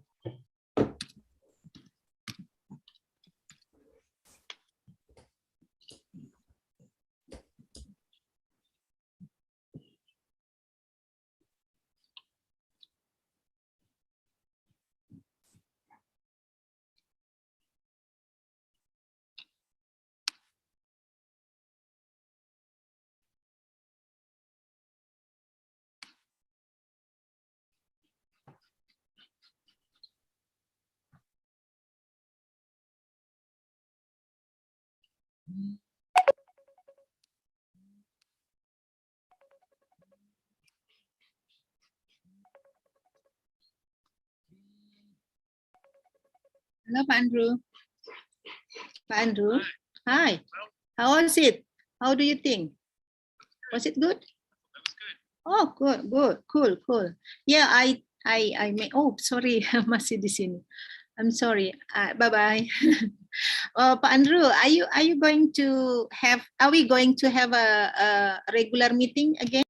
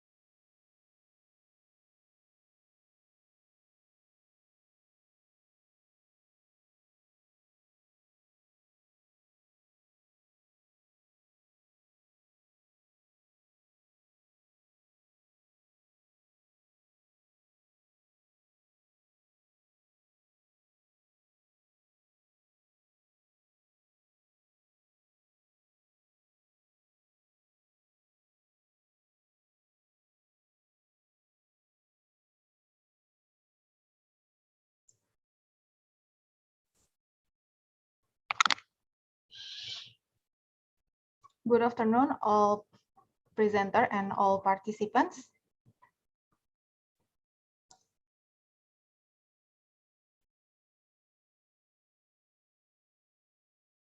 Can we start the session for this room? Because time is 15:15.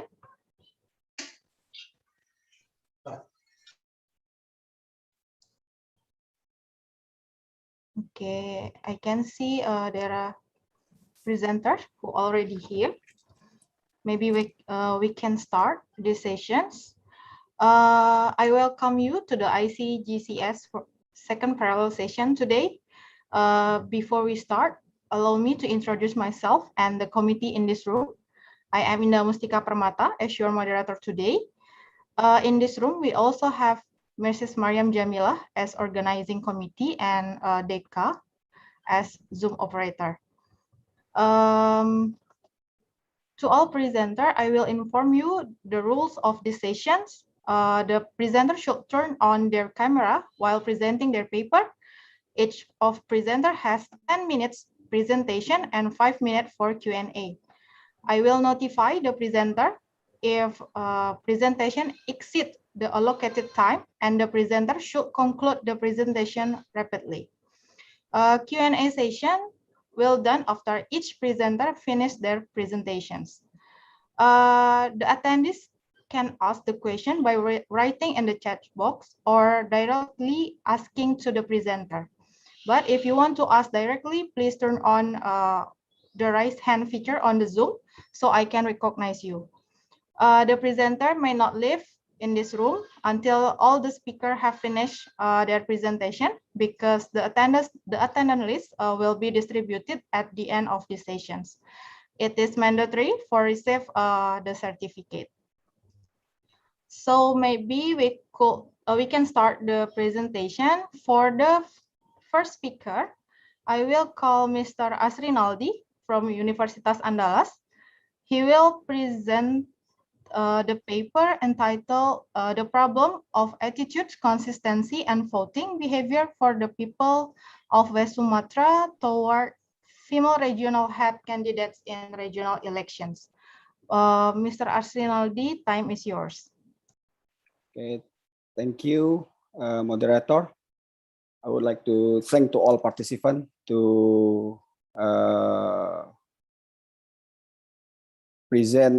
hear my presentation with title The Problem of Attitude, Consistency, and Voting Behavior for the People of West Sumatra Toward Female Regional Head Candidates in Regional Election.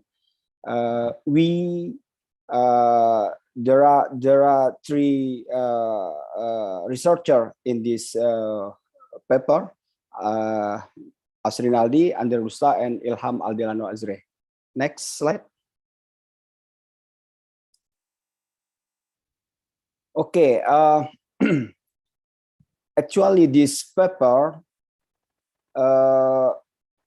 referred to the result of the survey from the Spectrum Politica that found there is inconsistency relate perception and the voting behavior from the public in the West Sumatra, especially Minangkabau people, because this reality become our background, and we realize that in the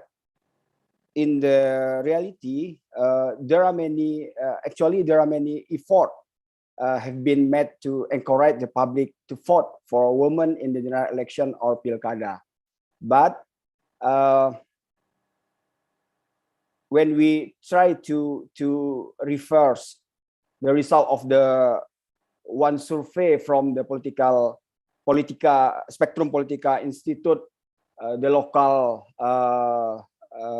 polling which held on October 2020, and we look at that this there is inconsistency in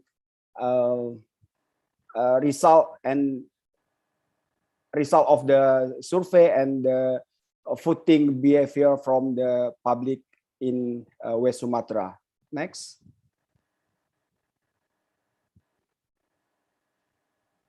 We try to elaborate the reality because when we use the political modernization, we realize that in the reality, society has changed perspective related to the role of the woman in political activity. This is different from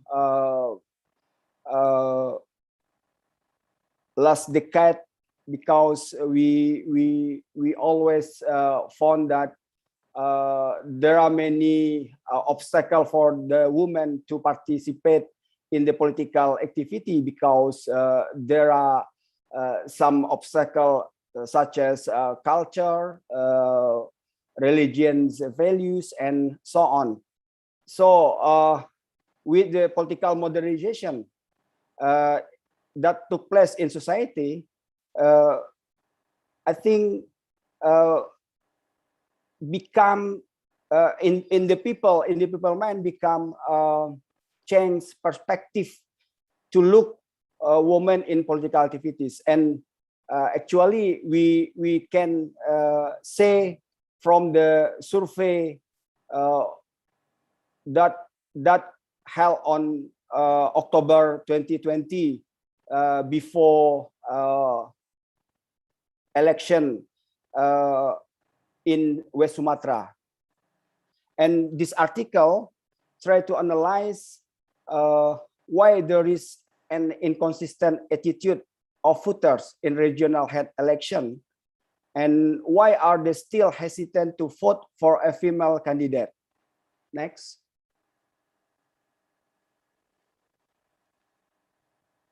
Refer to the fact based on the survey result of the West Sumatra voters.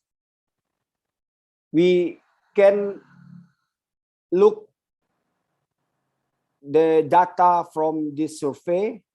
First, 56.9% of people believe that the Minangkabau social and cultural system support women political activities.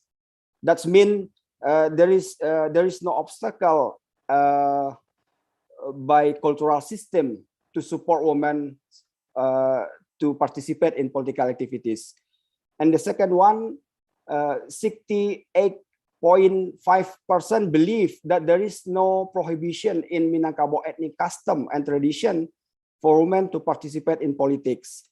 And the third and the last, 60.3% of the people of West Sumatra believe that women can compete with men in political activities. Next.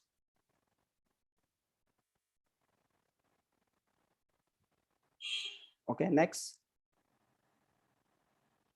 Okay, I tried to elaborate result and result and discussion. Although in general, West Sumatra voters do not object to the presence of female candidate in the Pilkada, but this is not consistent with their behavior, because we realize that in the voting when the Pilkada on December 2020, there is no candidate win the election, and this is the fact that actually between perception and voting in the Minangkabau voter, it is not consistent because there are many factors to make them inconsistent. Next. At least there are 4 reasons we can show for this slide. The first, the effect of pluralism that affect voting behavior in the simultaneous regional election in 2020. This means actually voter has political pragmatism to afford to build consensus from the reality around them. And the second one, political parties do not carry out their political education function as in the character of political modernization. This is the problem in our political system. Political parties do not carry out their function, and this impact to the perception of the public. And when we try to relate to their behavior, there is no consistent what he can understood what we saw, what we call that inconsistency, because how the people try to realize their reality, and what they get the value from inside. Next. And the reason why the voter in the West Sumatra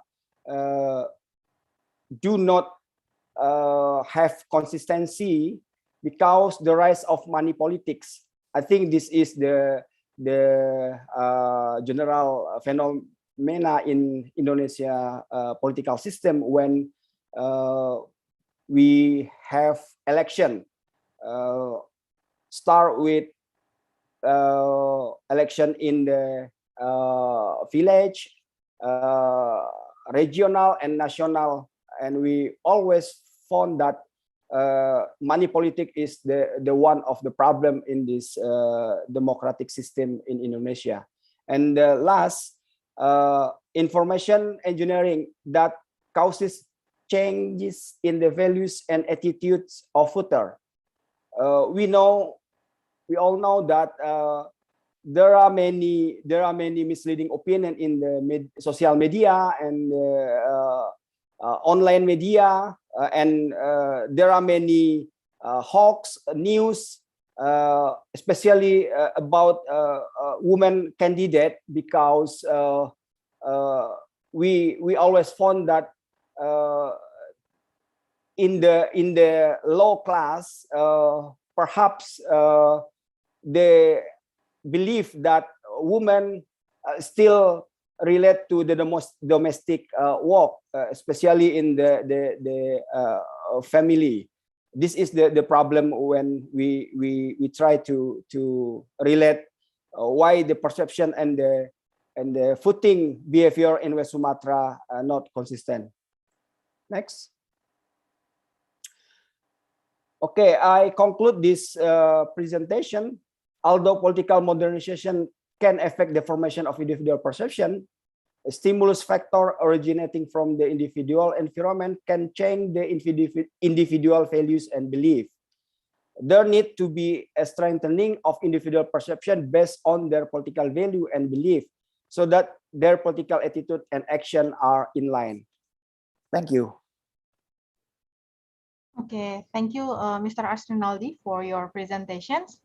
We will go to the next, we will go to the Q&A session. Is there any participant or the other speaker who want to ask Mr. Asrinaldi about this topic? May I? Okay. Yes, please, Mrs. Juwita. I don't want to ask a question, but may I give a response from Mr. Asrinaldi presentations? Okay, I think in Indonesia, affirmative action is already exists for legislative election, yeah, but not in executive election. I believe this socio-cultural obstacle bisa atasi melalui hal-hal yang solusinya bersifat struktural. Jadi, I think basically election is influenced by liberal values. There is liberal principles in election which inherent with masculinity character, such as self-autonomy, ability to choose, individualism, which is impact to social capital and financial capital. So it will produce disparity in the result of election like this. Is my response. Jadi pada dasarnya masalahnya adalah election itu dilaksanakan menggunakan prinsip yang liberal tadi, dan kita tidak mengatasi itu secara struktural karena tidak ada afirmatif di dalam pemilihan eksekutif. Itu tanggapan saya, Pak Asrinaldi. Okay, thank you, Mrs. Juwita. Maybe we still have time. Mr. Asrinaldi, you want to give a feedback for this comment? Yes. Okay, I agree with Mrs. Juwita, but when we refer to the law 2017,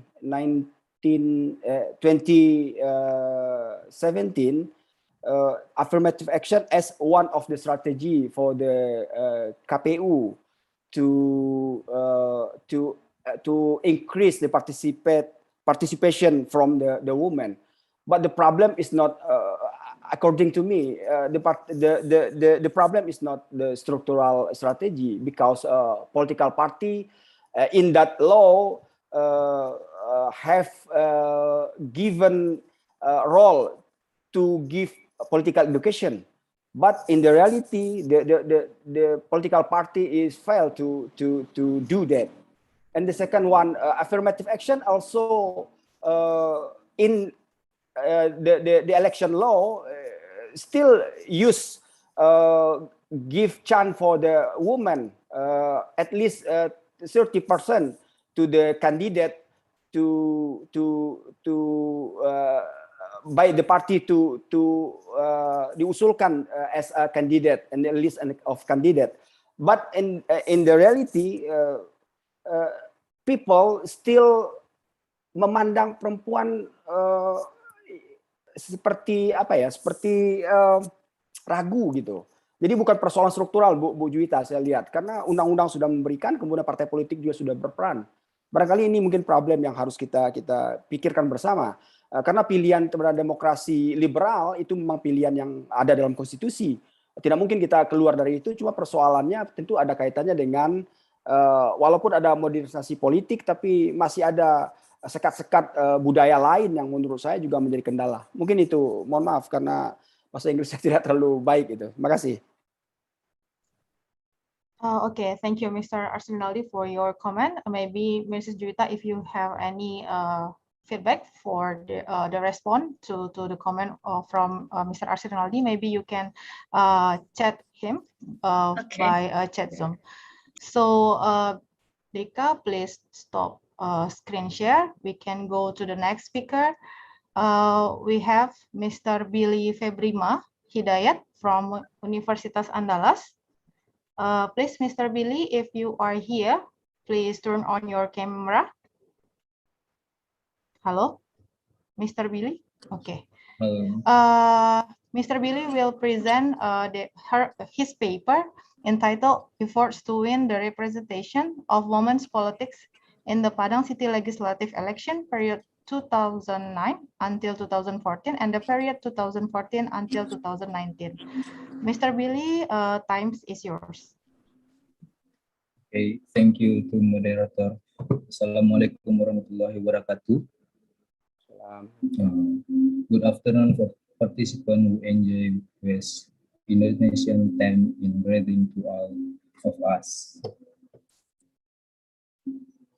I am Billy Febrima Hidayat from Department of Political Science, Faculty of Social and Political Science, Andalas University. On this occasion, I will discuss about scientific article that I have made, but purposely I discuss with Mr. Ike and the committee who the provide for a forum to discuss this article. And thanks to Miss Sri Zulkhairia and Dewi Anggraini who have guided my research. and other participants. The article that I met with the title Effect of Women Candidates in Winning Legislative Election, the case of Padang City candidates. Next please, slide 2. As for what I will discuss this time about the abstract, introduction, research method, result, and discussion, and conclusion. Next please, slide 3. This study discussed the understanding of political marketing, strategy, and activity patterns of Gustin Pramona as a female legislative candidate to win. Based on data as legislative candidate for the 2009 and 2014 period and the 2014 to 2019 period as a baseline. Furthermore, this article aims to understanding the impact political marketing strategy implementation by Gustin Pramona in mass mobilization to become the voice of the regional. In this article, adoption political marketing theory by study and identification, product promotion, price, and place, combined with election and women representation in politics. The approach used in this research is a qualitative with descriptive research type. Our main contribution is to provide insight to evidence that women are able to compete and fight in the general election of the Padang City Legislature. The result showed that Gustin Pramona carried out political strategy by opening development-based program and assistance using interpersonal communication. From the gender aspect, Gustin Pramona embraced women who have with social inequality. In introduction himself and delivering his vision and mission, he used a spiritualist approach to the community. Gustin Pramona approach to women and also won these marketing strategies and provide stimulation for women to take part in political representation. Next please, slide 4. Introduction. The PRD is a people representative conclusion which directly elected by the people through general election. The PRD is a legislative body that has to fight for the aspiration of the people.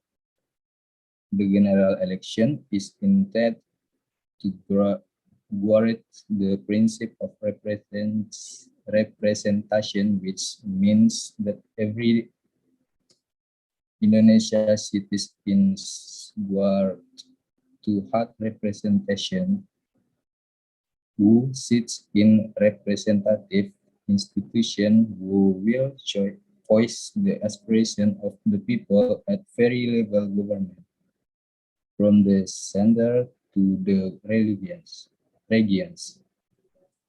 This special way is this hope that I will be able to increase competitive by taking into account the principle of democracy, equity, justice, as well as potential and diversity in the system of the unitary states of the Republic of Indonesia. Next, please.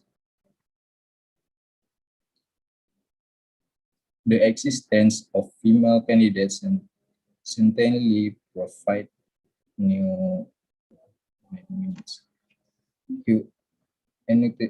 enthusiasts for the breed of new political figure who are also extends to be able to provide ideas for new change in the pattern of development in the territory of Indonesia.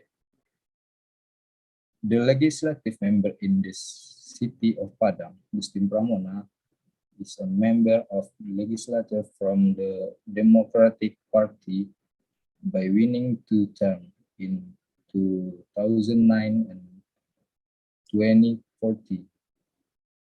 In fact, seen from the period before there were 6 female legislative members elected. Well, in the 2009 legislative election, there were only 3 elected legislative members in Padang. This is from decreasing the electability of female legislative candidates to sit in Padang City DPR. However, the increase in women representation in the Padang City legislature was seen again during the 2014 period, which was many as 7 women legislators. The fact is analyzed from this graph. It can be seen that there are 3 representation of women in the Padang City legislature. The high point again obtained by Paula Lindawati, who came from the Democratic Party, getting the second electoral district Dapil, and the second high vote acquisition was obtained by Gustin Pramona, who became from the Democratic Party, getting 4 votes 1009 in the second electoral district. Dirayu Purwanti, who came from Progressive Justice Party. Next, please.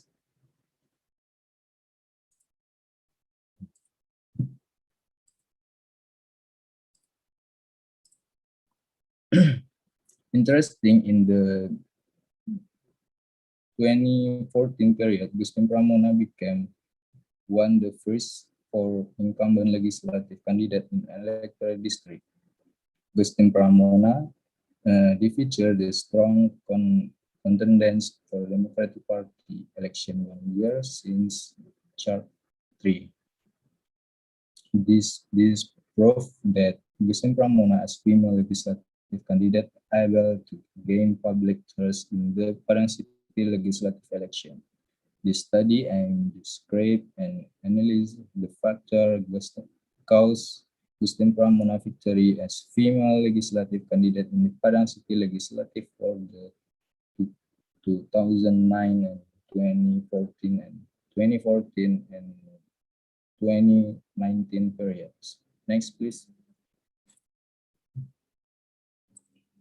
Theory and concept.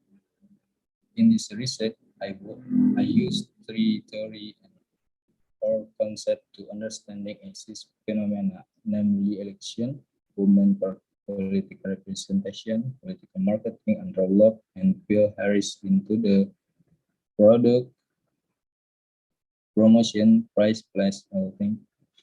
Thank you, Mr. Slirnaldi. Next, please. Result and discussion. Next, please. Slide 9. Which become the main basis for Gustin Pramona to run in the Padang City Legislative General Election. As more and more women's problem as faced is women will should to be ones to take their problem, but in the time of political decisions solved as follows. Point 1, the change in the system period with the most vote become a big feature of women in the legislature.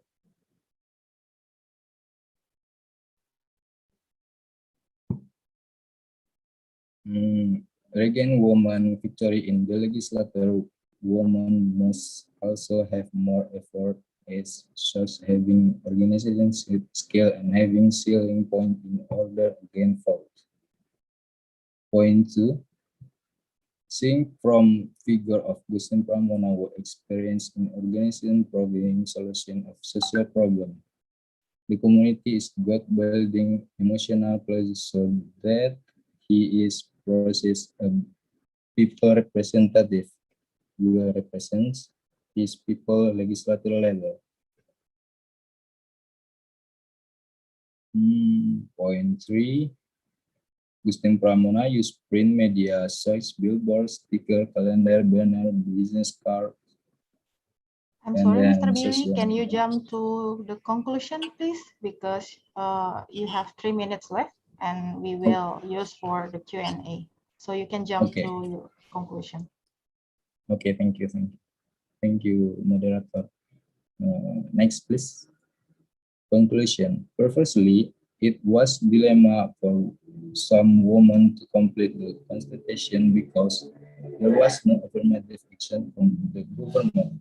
Significant findings indicate that in the period 2009 and 2014, Gustin Pramona directly has strong application of his own brand and strong determination represent women in the Padang City Legislature. We found that Gustin Pramona was important impact on the behavior of other women. The stimulation given by Gustin Pramona in various group of women from community leaders, political leaders, and community makes it further elaborated to show the women can compete with men in politics. The striking difference she in the 2009-2014 period, most of the prize issued by Gustin Pramona were seen in organizing psychology aspect that were more oriented to women and using spiritual religion approach. Then Gustin Pramona took discussion approach with community leader which had impact the participation later. Gustin Pramona calculates and then added with a scenario by various policies and had been formulated and implemented in this constituency to maintain public trust at time. The impact of the applied political strategy has plain correlation with the participants. Next, please. Last. I hope this article is an inspiration for future research. How women can be involved in political representation or given the spirit for democracy to the public. That's I can say. Thank you for attention. Please ask question and comment. Thank you, moderator.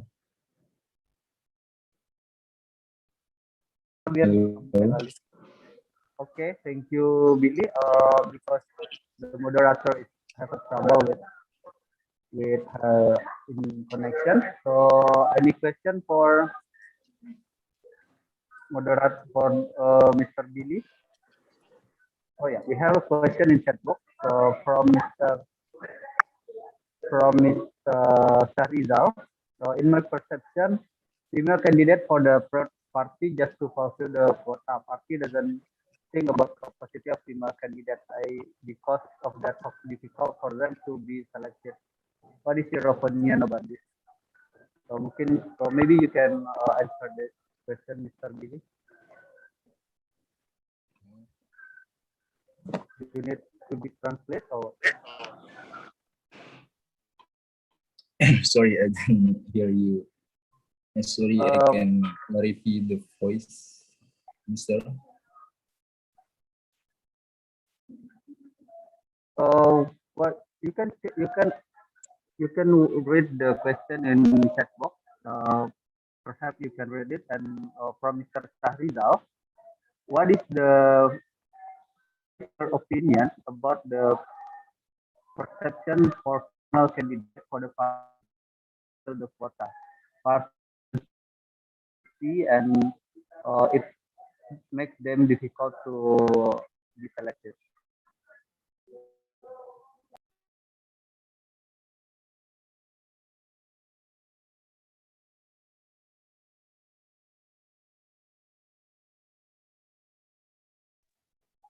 Can you hear my voice?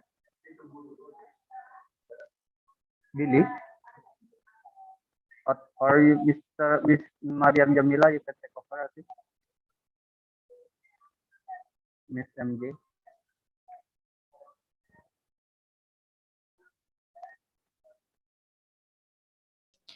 Ladies and gentlemen, we're sorry. The moderator for today has some technical problems, so I will send it over to our committee, Ibu Mariam Jamila. Okay, first I would like to say apologize because of the technical problem. I am already finished Asar prayer, so I don't know what happened, what's going on.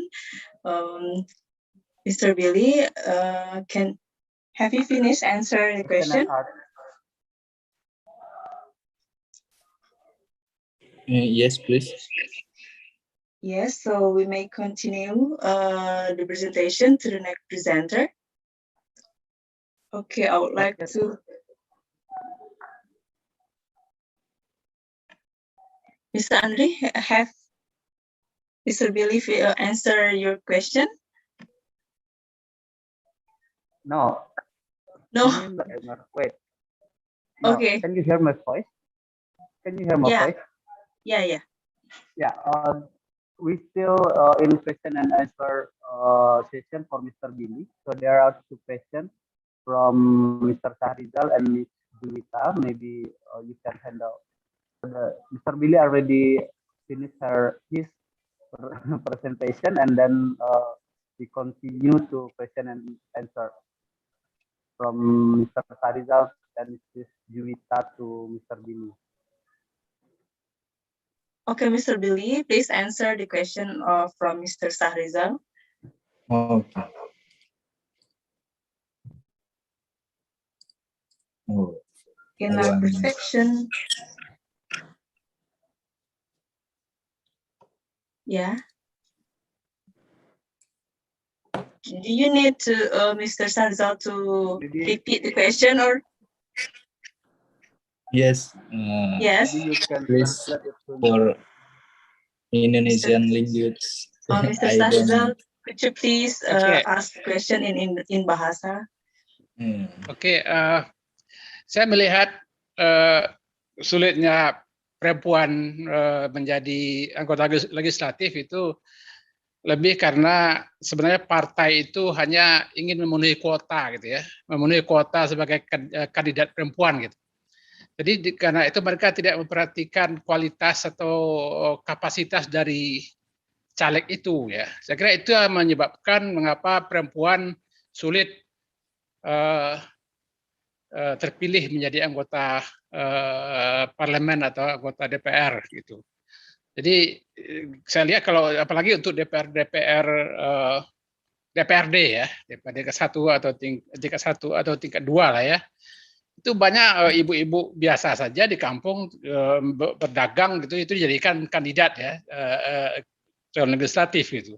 Jadi apapun yang dia lakukan, saya melihat tidak akan berhasil karena orang melihat kualitas dia gitu, melihat kapasitas dia. Saya punya contoh di tempat tinggal saya, itu sudah 3 kali dia menjadi calon, tapi apapun usahanya dia tidak berhasil gitu. Karena orang tahu siapa dia cuma pedagang kecil, pedagang di rumahnya gitu. Jadi kapasitas itu tidak diperhatikan oleh partai gitu. Nah, jadi saya melihat, saya minta pendapat Saudara Billy tentang hal ini gitu. Jadi apapun usaha kandidat itu, kalau masyarakat tahu siapa dia yang tidak memiliki kapasitas untuk menjadi anggota parlemen, dia tidak mungkin gitu. Karena calon yang dicari oleh partai itu memang calon yang lemah gitu. Jadi untuk memenuhi kuota saya sebagai caleg perempuan ya. Itu Thank inti you, pertanyaan Mr. saya pada Billy. Sahrizal. Ya. Alright, please answer the question, Mr. Billy. You may use bahasa. Okay, thank you. Sebagian saya setuju dengan Bapak Syahrizal, tetapi saya melihat dari kacamata yang lain, Gustin Pramuna ini memberikan sebuah stimulus kepada para perempuan lainnya untuk berkecimpung kepada dunia politik. Walaupun affirmative action pun sampai sekarang ini penerapannya belum maksimal, akan tetapi semangat dari Gustin Pramuna lah yang membuat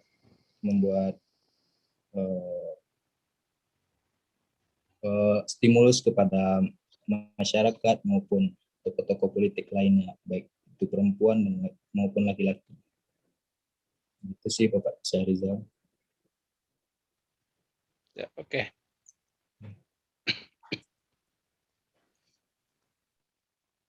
Okay, ladies and gentlemen, we may conclude that Mr. Billy has some optimism related about woman participation in representative in Padang City.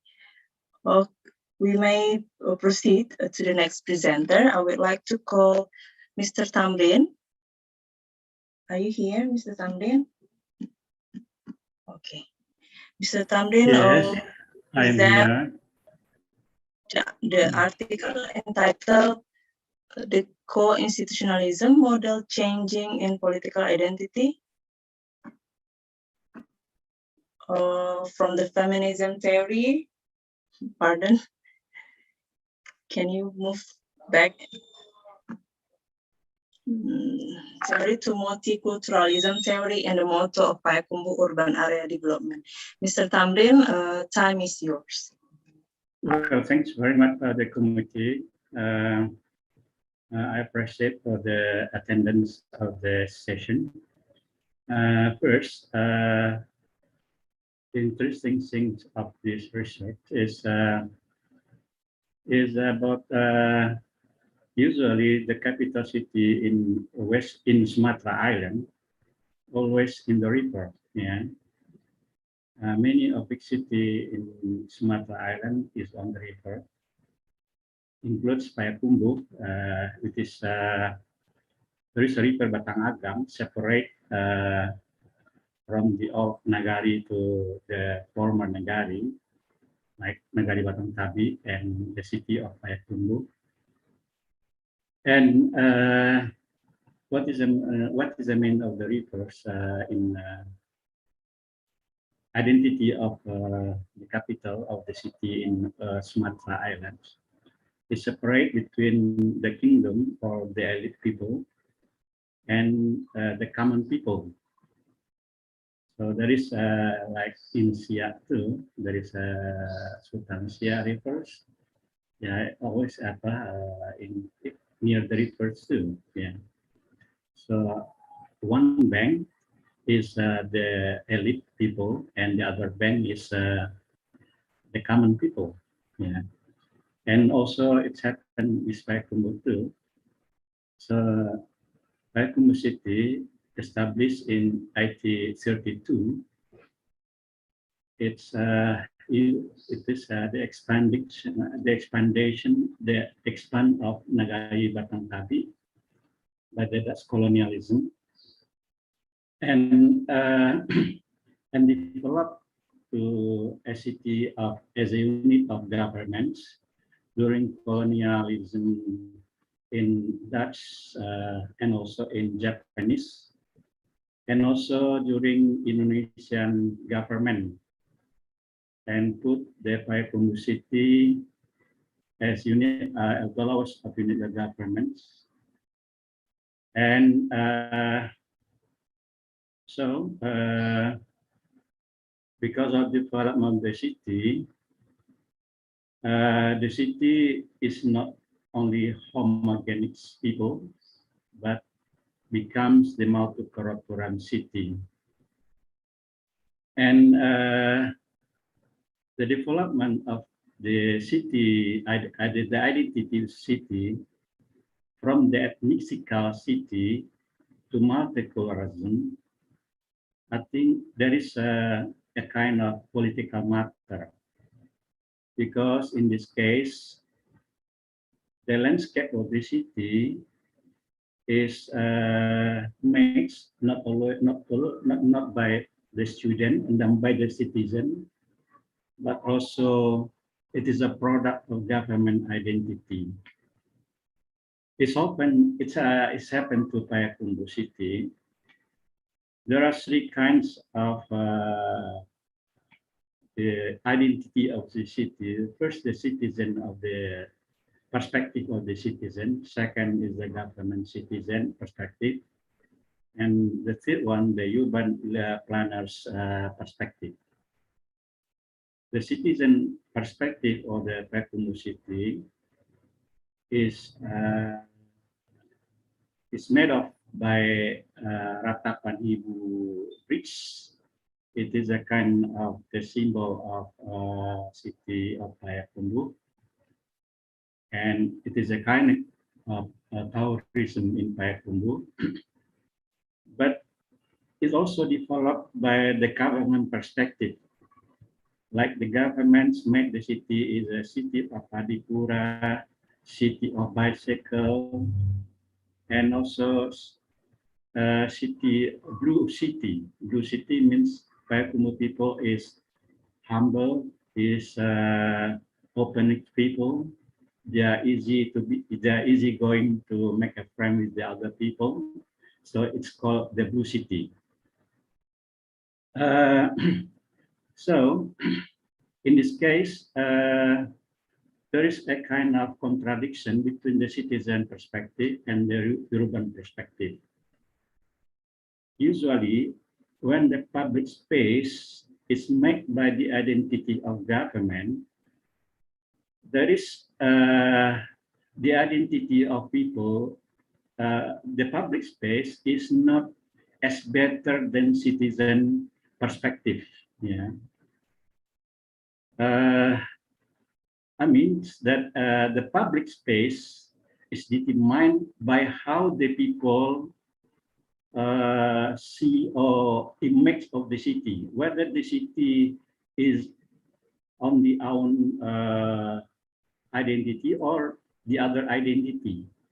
So when the government makes the city of with the government identity, the public space is not crowded or is not good as much than the identity of city made of the people.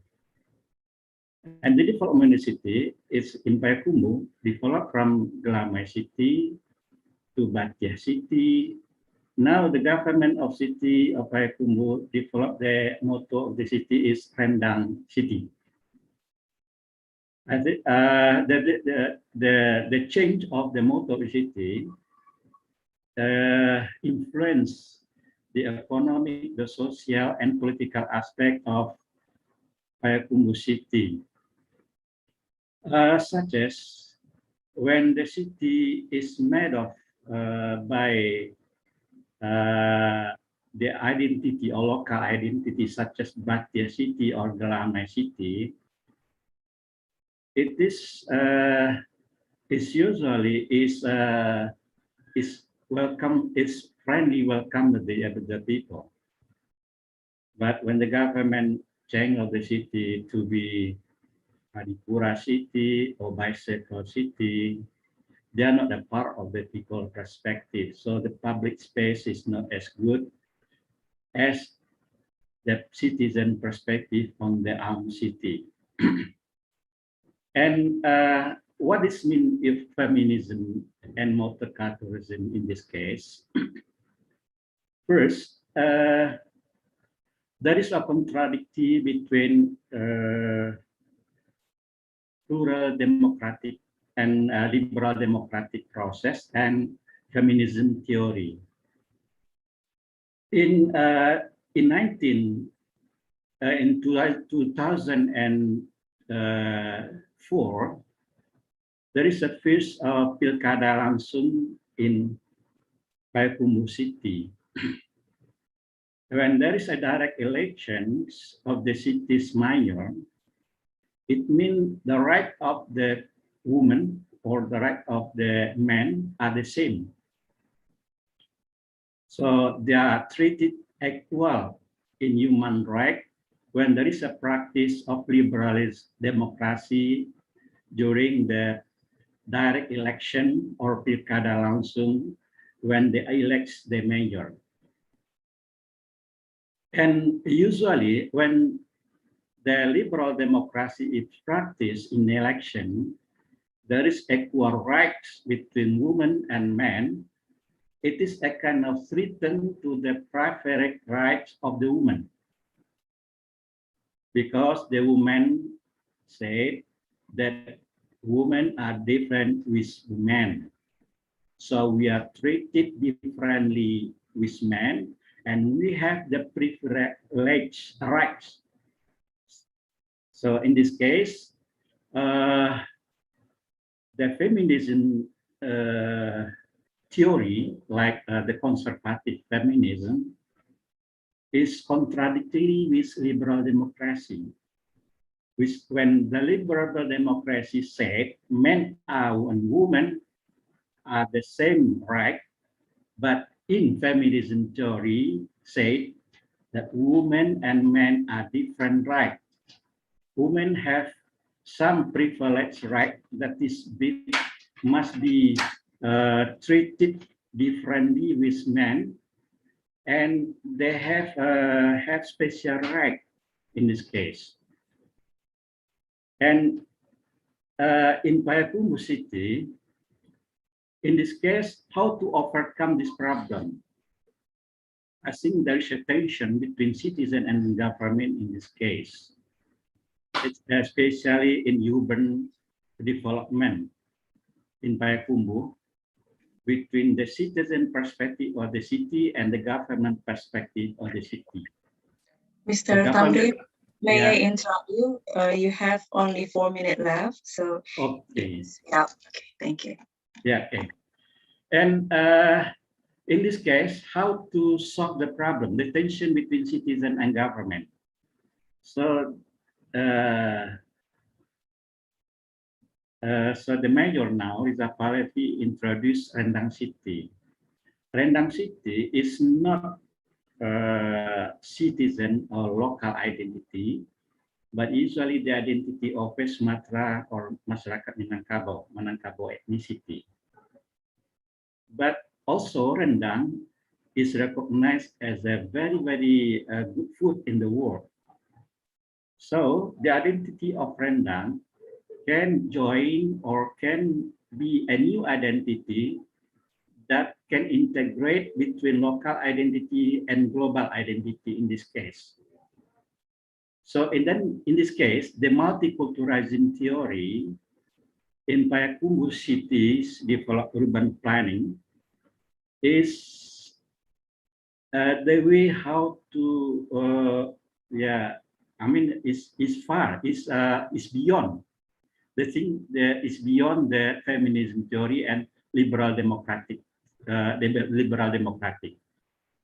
So the multiculturalism theory of Payakumbuh urban development now makes the city more developed than before, when the public place is not interpreted by the spatial right or the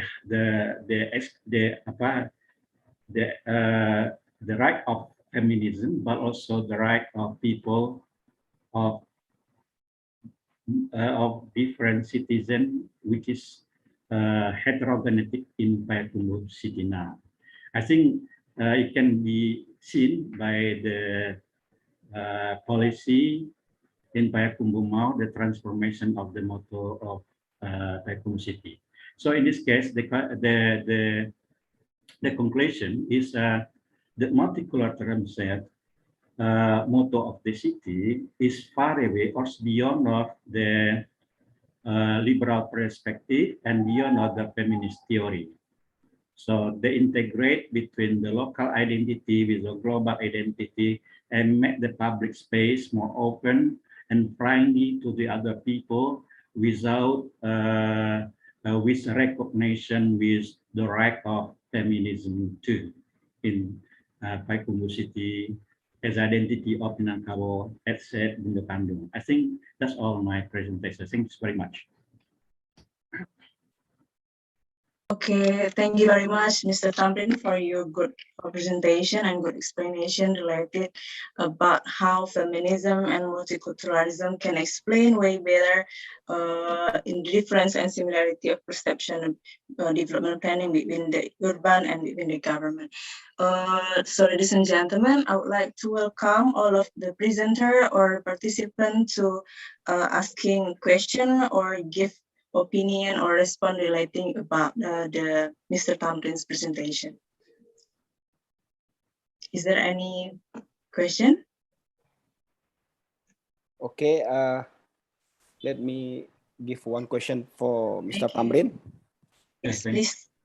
Okay, this is interesting for me to elaborate what Mr. Tamrin said before, but I still confused relate your theory, especially feminism theory and exchange to multiculturalism theory.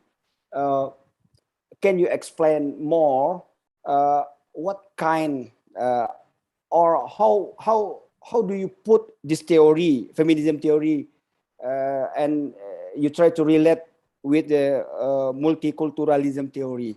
Is it Randang is one of the part multiculturalism theory? And what kind of the feminism theory in this your paper? Thank you.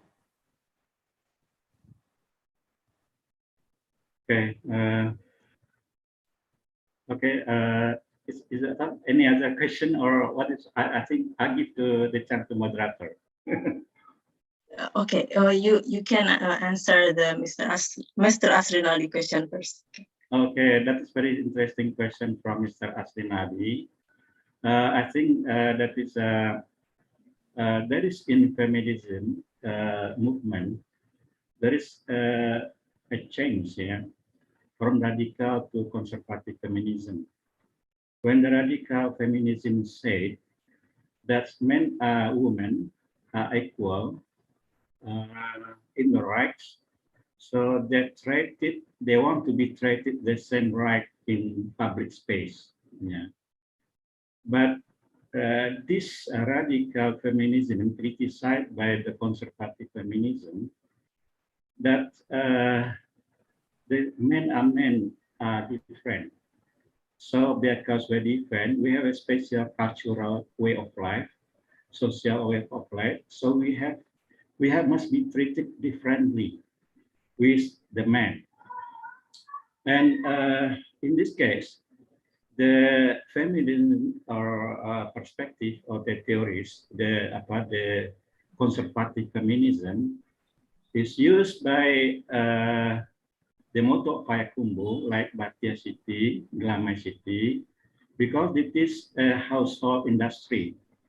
It's made up by ibu-ibu, by ama-ama, by the women, and it's a kind of feminism of the woman identity, but developed to this public space. So that is how can the feminism theory can analyze the home industry to be a motto of the city. And when the government in turn intervenes, Payakumbuh as a unit of the government, so they introduce the motto of city. No, it's not Galamai City, but it is Adipura City. And the government introduced a new motto, but the new motto is not appreciated by the people, and it's not make a good space for public space.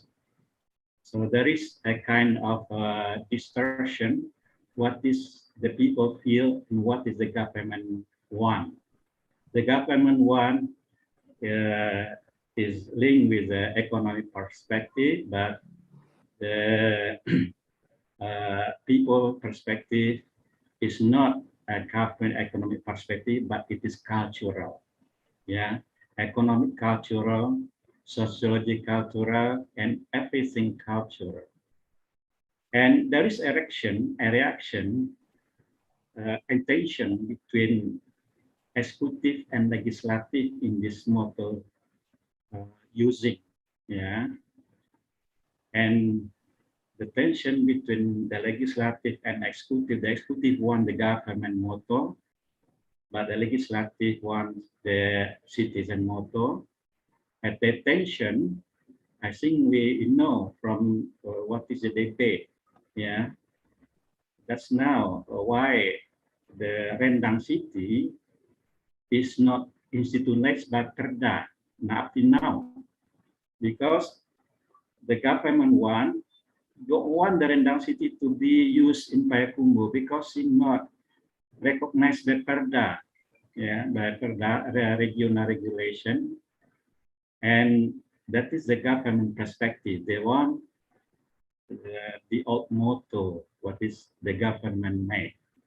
So when the government won the Rendang city, it won the Payakumbuh is not only a part of West Sumatra, but a part of international city, because Rendang is also exported to Malaysia and to the other nation, and it's so unexpected.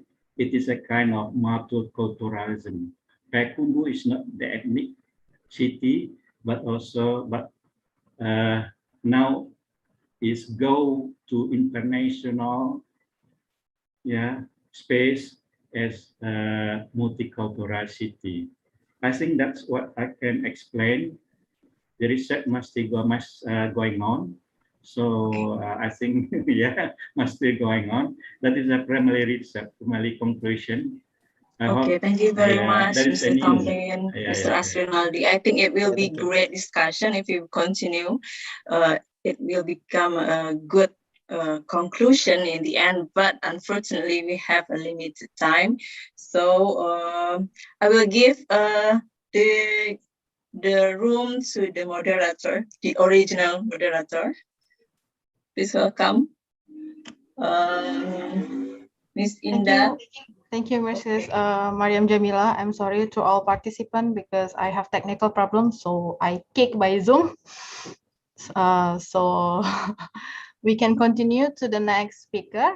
I call Mrs. Juwita Hayuning Prastiwi from Universitas Brawijaya. She will present her paper entitled Solidarity and Participation, Women's Experiences in Village Decision-Making Exclusions. Mrs. Juwita, the time is yours. Okay, thank you. Okay, Bismillahirrahmanirrahim. Assalamualaikum warahmatullahi wabarakatuh. Good afternoon. Good afternoon, everyone. Please allow me to introduce myself first. My name is Juwita Hayuning Prastiwi. You can call me Juwita. I come from Political Science, Universitas Brawijaya. Salam kenal untuk semuanya. Today I will present my research entitled Solidarity and Participation, Women's Experiences in Village Decision-Making Exclusions. Please note that some of the data of this study is produced from joint research from Pusat Pengkajian Desa, FISIP Universitas Brawijaya with Wahid Foundation, sponsored by UN Women in 2020. Nevertheless, I also carried out independent interview to enrich, update, and adjust some of the data with my research focuses. Next. Okay, this research derived from two perspectives, namely politics and gender perspective, to observe where is the positions of women in the decision-making process and policies at the village level. Through political perspective, this study attempts to analyzing the actors involved and the political mechanism in the process of formulating public policies. Through a gender perspective, this research aims to look at the disparity between men and women, both in the decision-making process and in the substance of the village policies. This research was conducted in Sidomulyo Village, Batu City, East Java Province, which currently not only declares itself as a Desa Damai or peaceful village, which is a Wahid Foundation program, but also as a tourism village, which is facilitated by LPPM Universitas Brawijaya. Next. This research has three objectives, inter alia. First, identifying issues about women in Sidomulyo village. Second, identifying political actors in Sidomulyo village and observing the women's positions. Third, analyzing women's accommodations and their interest in practices of decision making in Sidomulyo village. Next. In method, what is the important things about Sidomulyo context? Jadi, this research was conducted in September and until December 2020 in Sidomulyo village. What is important thing about Sidomulyo village? That's this context is that both the economic and socio-cultural aspects of community in this village certainly affect how women are positioned in life. Sidomulyo is an agro-tourism village which derives through community-based tourism, in which women in each family are active in farming and trading crops. Okay, this research using qualitative research method based on women's problems, experiences, and interests. There are three data collection techniques. First, focus group discussion, in-depth interview, and document study. Next. Gender gap appears in several issues, including health, education, environmental, and personal issues.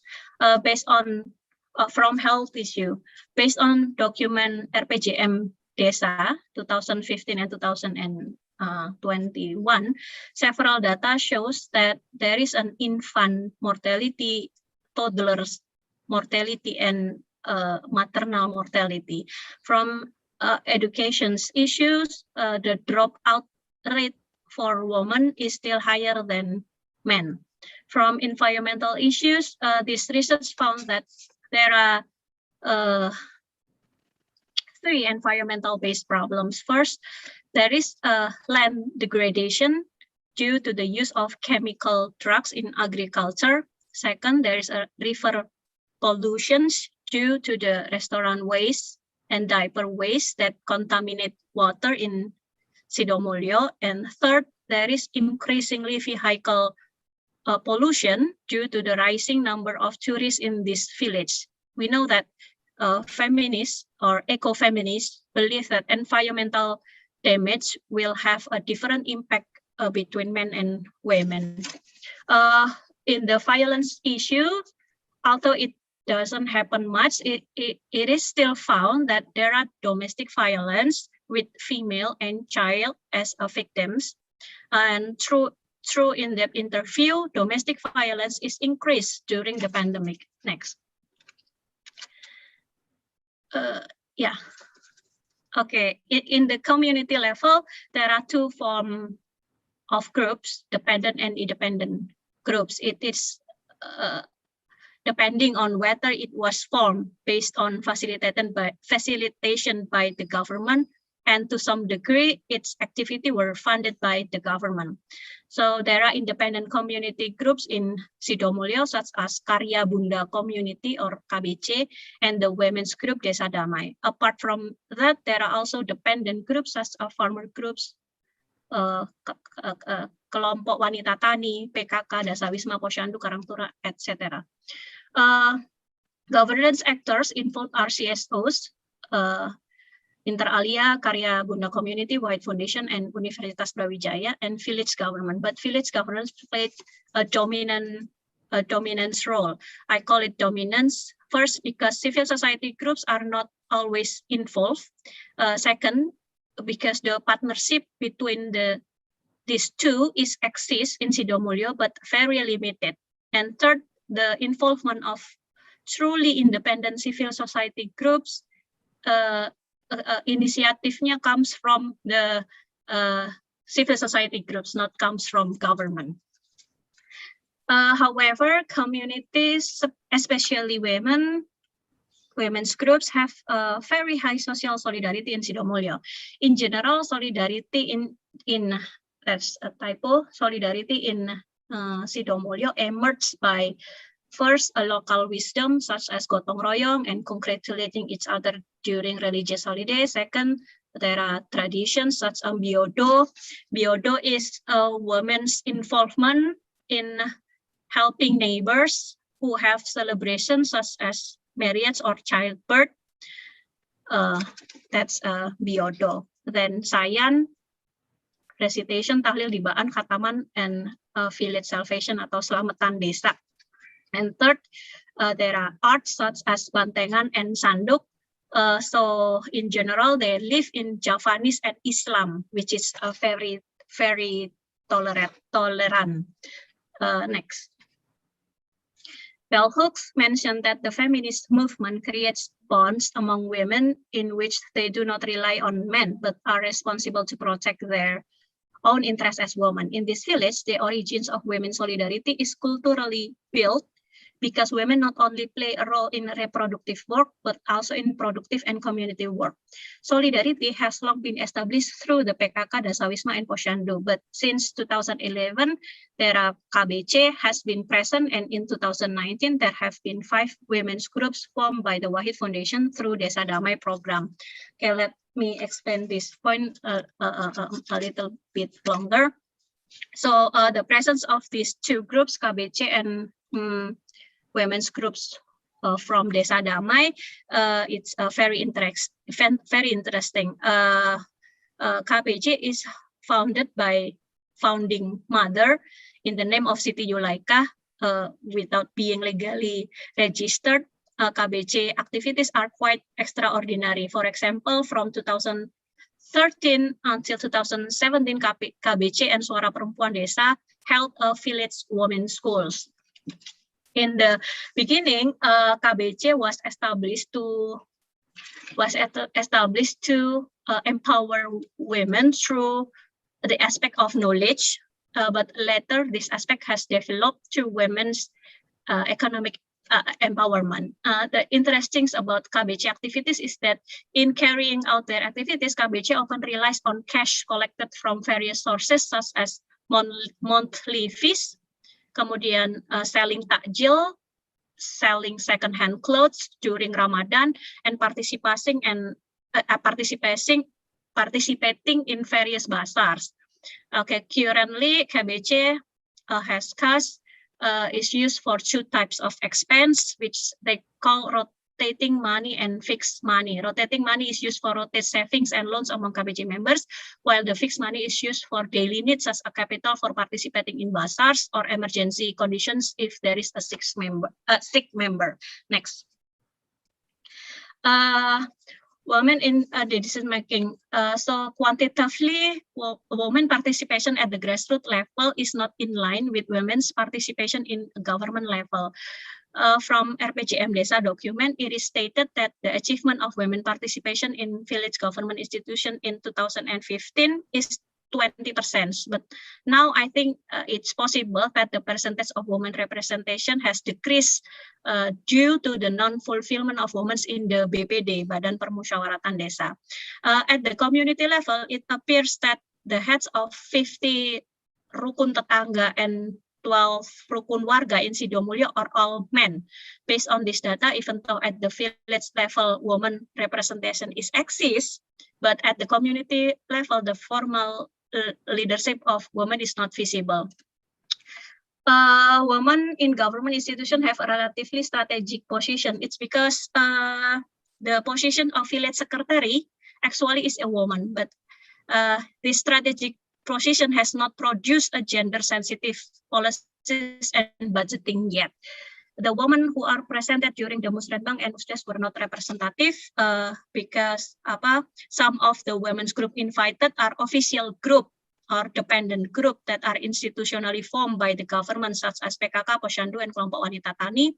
And the involvement of women in decision-making process is not representative because the wife of the village head, village midwife, or heads of the village community organizations are considered sufficient to represent village women. As an output of this kind of process, there are 3. First, there are there was very limited gender disaggregated data. Second, specific policies that protect women's groups are not available. And third, policies and budgets are discussed and practiced in a gender-neutral way. Next. My conclusion, first, political dynamics and decision-making in Sidomulyo shows that governance actors involved are CSOs and village government. There are no private sectors involved, but both CSOs and village government contribute to an asymmetrical relationship. Second, quantitatively, women in government are categorized into underrepresented with descriptive representation. Third, at the government level, policies and budget are discussed in a gender-neutral way. And the last, the existence of KBC and women's groups of Desa Damai at the basis level have placed them relatively as critical village actor, which excluded at government decision-making process. That's all. Thank you. Okay, thank you, Mrs. Juwita, for your presentation. We still have 2 minutes left. Is there any participant or other speaker who want to ask Mrs. Juwita about this topic? You may turn on your audio so you can ask directly Mrs. Juwita. Okay, moderator.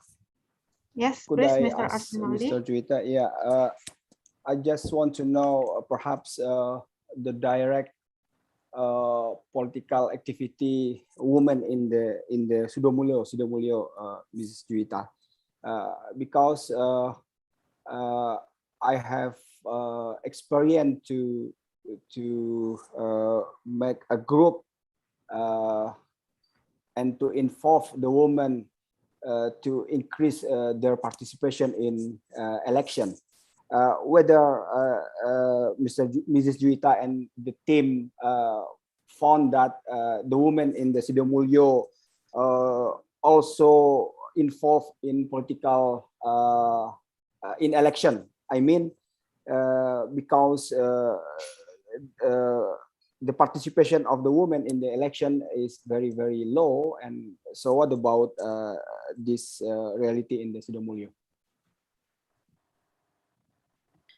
Okay, thank you, Mr. Astrinaldi. So there are female strong actors in Sidomulyo named Siti Yulaika. There are she is also a founding mothers for Karya Bunda community, and he is capable to drive this group until now from 2011. Saya pakai bahasa Indonesia ya.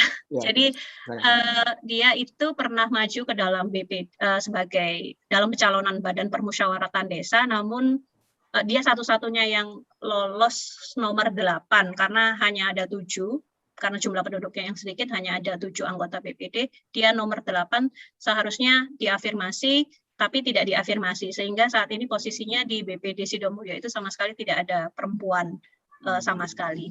Kondisinya seperti itu, Pak. Jadi perempuan-perempuan yang dari independent community itu tidak pernah diundang dalam forum-forum yang resmi seperti Musrenbang Des maupun Musdes, dan mereka juga tidak diberi afirmasi untuk masuk ke dalam untuk mendapatkan jabatan di pemerintahan seperti BPD atau di lembaga kemasyarakatan lain seperti LPMK misalnya.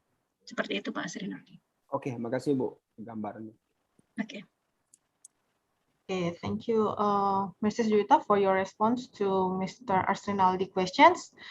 We can go to the next speaker. I call Mrs. Ratni Putri Meldianto from IAIN Bukit Tinggi. She will present her paper entitled The Gender Relation and a Student Organization, a Research of Women Involvement in the Decision-Making at DEMA Faculty in IAIN Bukit Tinggi. Is there Mrs. Ratni? Okay, Mrs. Ratni is still not here. Maybe we can go to the next speaker, Mr. Fernanda Amdimas. Are you ready to present your paper now? I'm sorry, Mr. Fernanda, maybe you can turn on your audio first so I can hear your voice. Okay. Okay, thank you, Mr. Fernanda. Time is yours. Okay, Assalamualaikum warahmatullahi wabarakatuh. Praise and gratitude to Allah SWT with the words Alhamdulillahirabbil alamin and prayer for the Prophet Muhammad sallallahu alaihi wasallam with the word Allahumma salli ala Muhammad wa ala ali Muhammad. Introduce. My name is Fernanda Amdimas, and I'm from Andalas University. And thanks to the moderator for giving me time to present today. And also thanks to ladies and gentlemen who have participated in this event. Honestly, this is my first time participating in this event as a speaker, and I'm nervous. Okay, I start my presentation.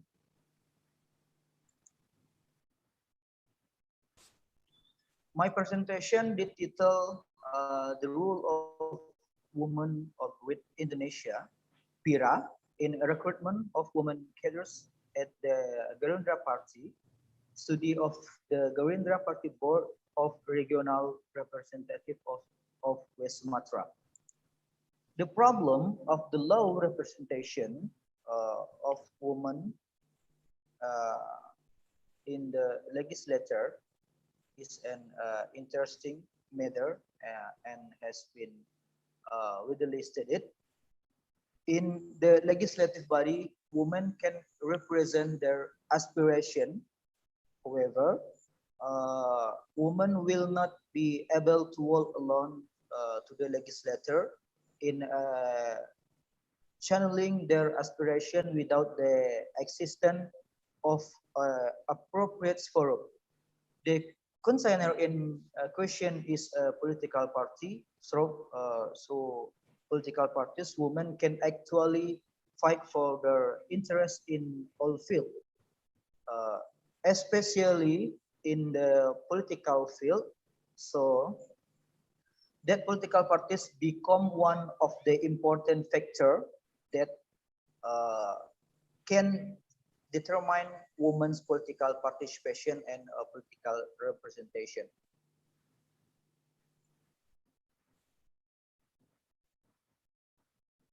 By regulation, my slide, the next, next my slide. Okay. By regulation, women have been given ample space, but in reality, the affirmation of the 30% quota does not seem to have placed women in the expected position. Regulation, the first law number 8 of 2012 concerning election. This policy requires political parties to nominate at least 60% women from the total candidate at the central, provincial, and district or city levels.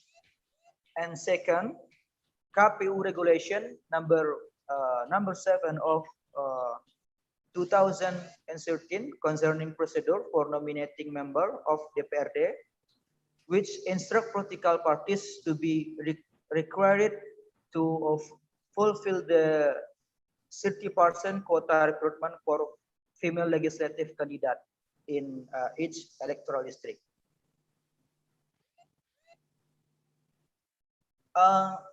It is women who know the needs of women themselves. So political parties should give women a more significant role as an effort to empower women, one of which is by providing space for women cadres to take part in the recruitment of new women cadres to join. These studies focus on the Gerindra Party because the Gerindra Party is the only major party in West Sumatra that has success in bringing 2 female cadres to get a seat in the DPRD West Sumatra Province. Literature review rule. Rule is divided is an activity that is played or played by someone who has a position or social status in the organization. The rule that must be carried out by an institution or organization is usually regulated in a stipulation which is a function of the institution. There are two kinds of rules, namely the expected rule and the actual rule. Okay. Political recruitment. Political recruitment is a process by political parties in seeking new members and inviting talent people to participate in the political political process. There are four important things in political recruitment by political parties, namely A, who can be nominated is as a candidate. B, who can the selection of candidate. C, where the candidate are selected. And D, how the candidate are decided.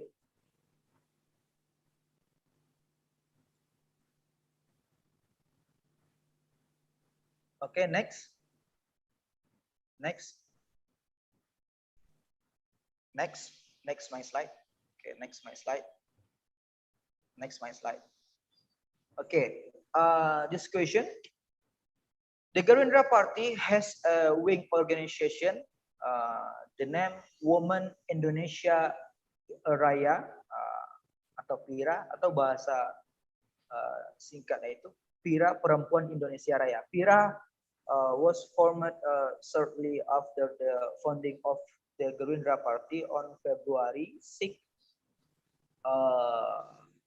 2008. PIRA was established in Jakarta October 9, 2008, which aims to invite Indonesia women to participate in all aspects of life as citizen of the nation, especially in political matters.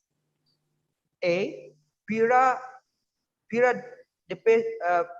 PIRA vision is to improve the welfare of the Indonesian people through the Indonesian women movement in every aspect of life, starting from the people economy, education, culture, and health in the context of national independence. PIRA mission is to carry it out by joining the Gerindra Party.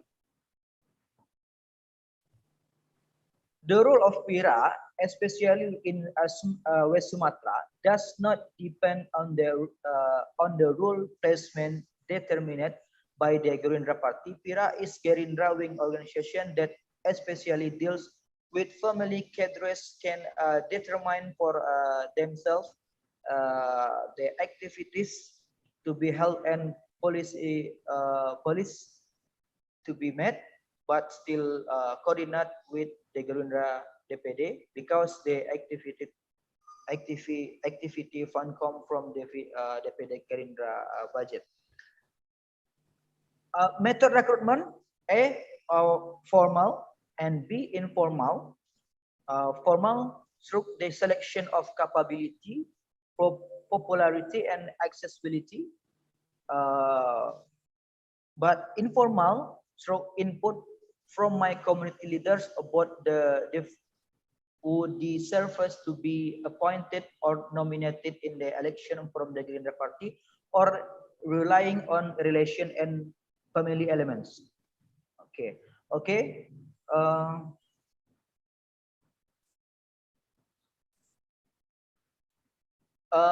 PIRA, the rule PIRA is given the authority to determine the female cadres to be elected. The female cadres recruitment must be qualified in three aspects: electability, financial ability, and electoral ability. Because everyone who become a cadre in the Gerindra Party will one day be nominated to run in the general election.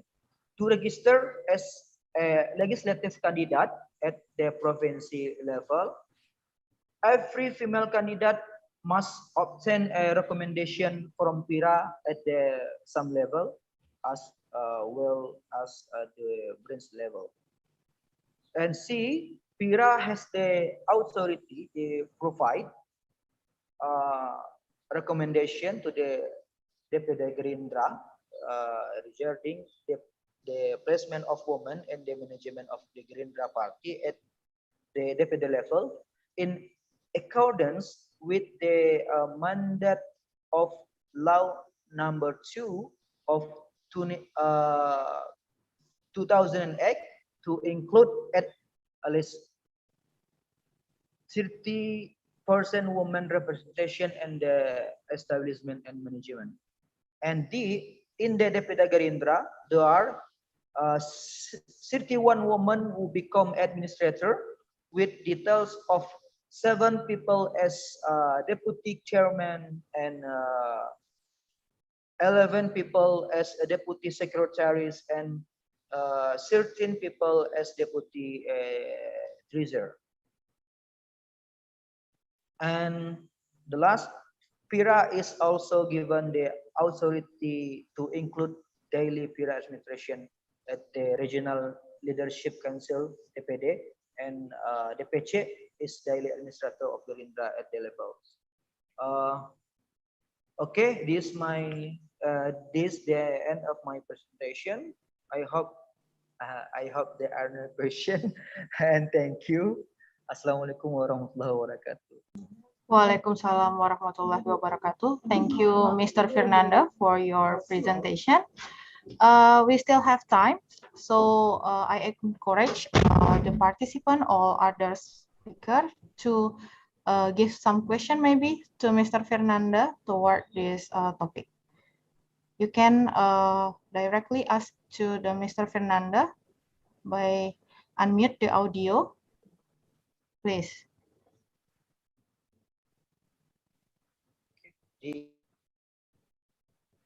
Mr. Tamrin, do you want to ask questions? Because I see you unmute your audio. No, not exactly, but some interesting thing. Gerindra is the rising star of the party because they are established in the not still a young party, but very popular party and can get many constituents than the other party in Indonesia.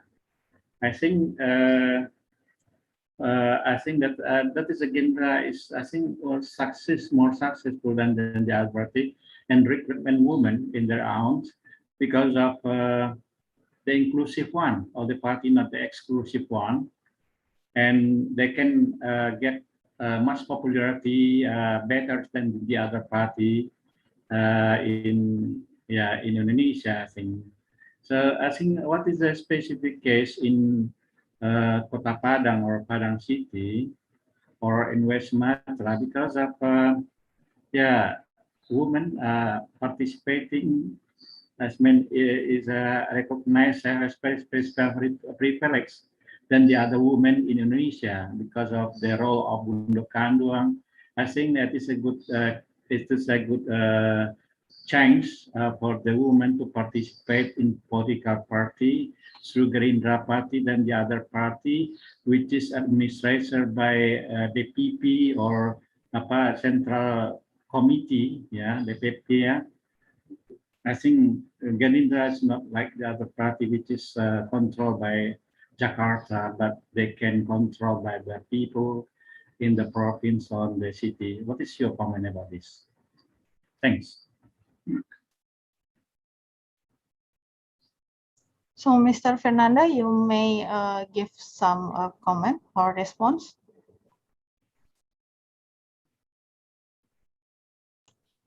I'm sorry, Mr. Fernanda, you still mute your audio. Maybe you can unmute.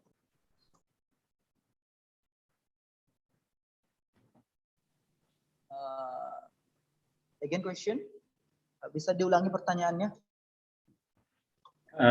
Indonesia or okay. Jadi kan ya, I better translate into bahasa Indonesia ya. It's easy to be understood rather than English, I think. Gini di Sumatera Barat, ya di Sumatera Barat itu kan peranan bunda kandung itu kan lebih besar ya. Jadi dia seperti juga di Pira ya, di Gerindra kan saya perempuannya itu Pira ya. Dan itu kalau di Golkar itu ada juga itu ya semacam itu. Jadi istilahnya sebagai perempuan itu ditempatkan unit-unit khusus di suku di partai politik gitu ya. Dan itu saya kira lebih berperan dalam konteks politik di Sumatera Barat karena pola budaya dan sosial masyarakat Sumatera Barat yang matrilineal, saya kira itu mendukung peran partai politik di apa ya, terutama di Pira Gerindra itu ya.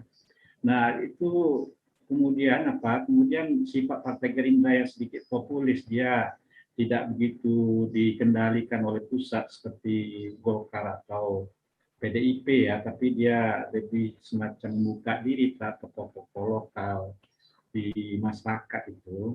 Nah, mengapa perempuan-perempuan, apa pengaruhnya terhadap perwakilan perempuan di Sumatera Barat dengan kehadiran Partai Gerindra, sehingga apakah jumlah representasi perempuan partai politik Gerindra di Sumatera Barat relatif lebih baik ditimbang dari partai-partai lain di Indonesia atau Gerindra khususnya di Indonesia. That's my comment. Thanks very much.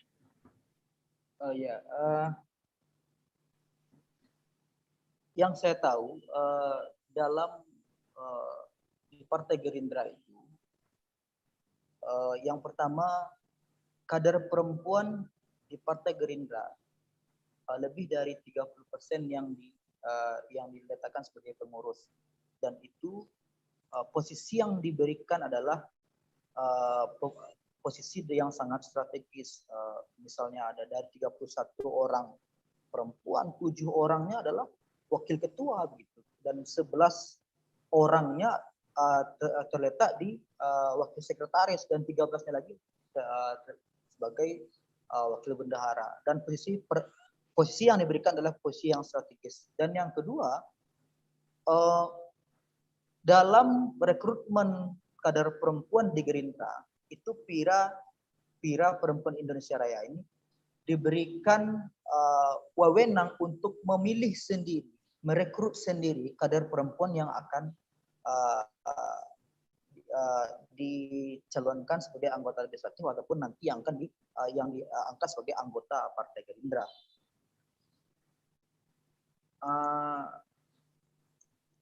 Ya mungkin begitu jawaban dari saya, Pak. Makanya Partai Gerindra itu saya tidak mengatakan Gerindra lah yang terbaik dari banyak partai, cuman realitinya hari ini adalah Gerindra adalah satu-satunya partai yang paling banyak mendudukkan kadernya di DPD Sumbar sebanyak 14 orang, dan 2 diantaranya adalah perempuan. Dan dari 4 orang perempuan yang duduk di DPD Sumbar, 2 diantaranya adalah dari Partai Gerindra.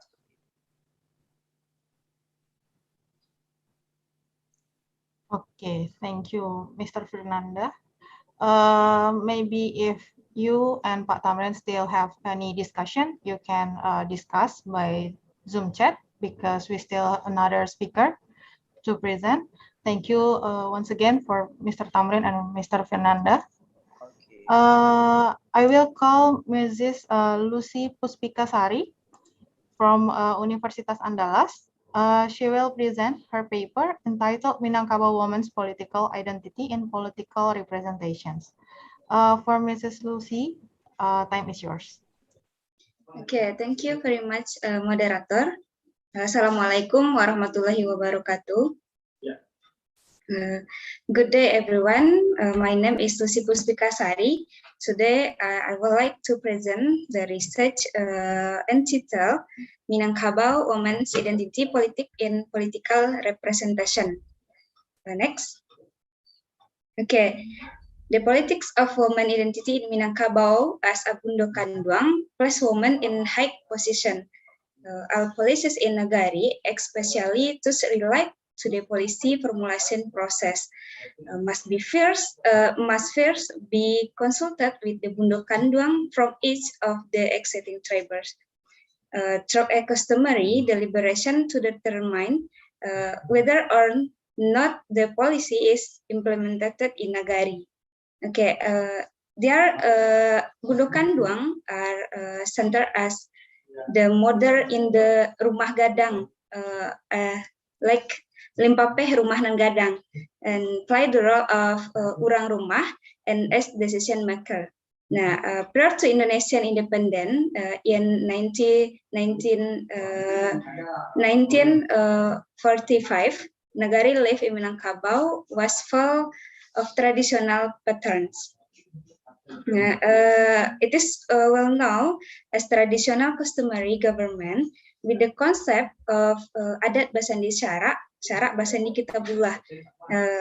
Element of a government, leadership use adat as the law that regulation the order of community life in a traditional way, which apply only to customary profession as law in the life of the Minangkabau people at the time. Okay, next. The magnitude of the role of Bundokanduang does not necessarily make Minangkabau women also superior in the legislative body. The involvement of women in West Sumatra in politics can be categorized as still low, and this is contrast to the expectation for the role of Minangkabau women, which are actually very high.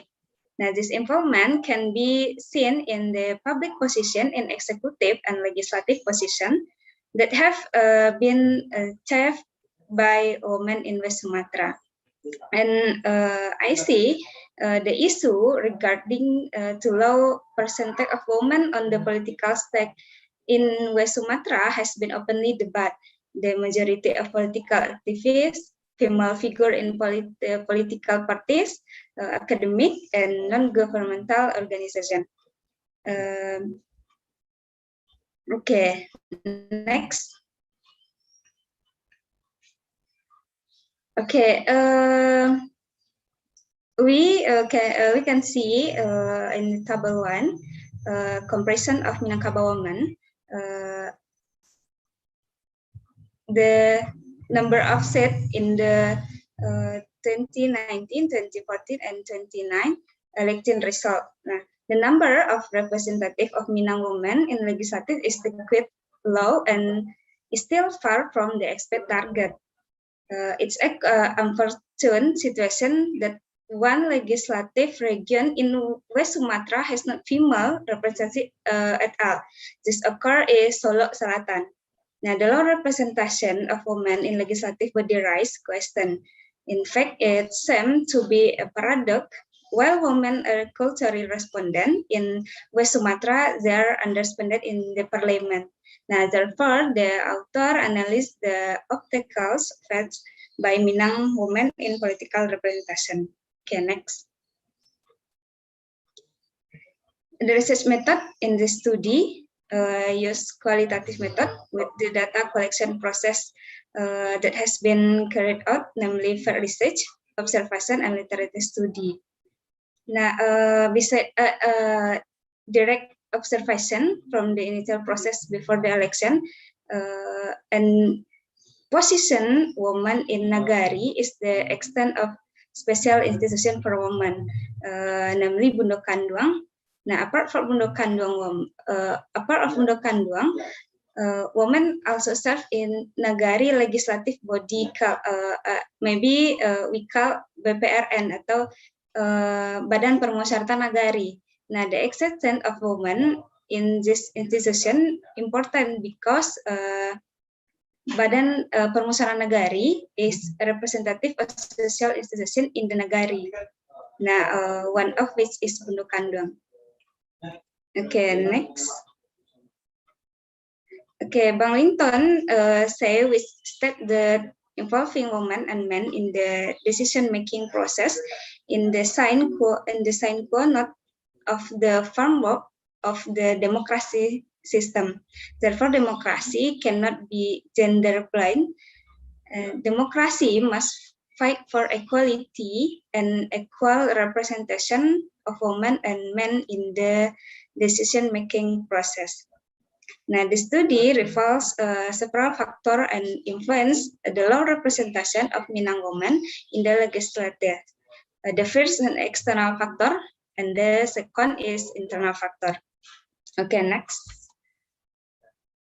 Now, external factors are factors that come from the political, public, and socio-cultural environment that do not support women employed in politics.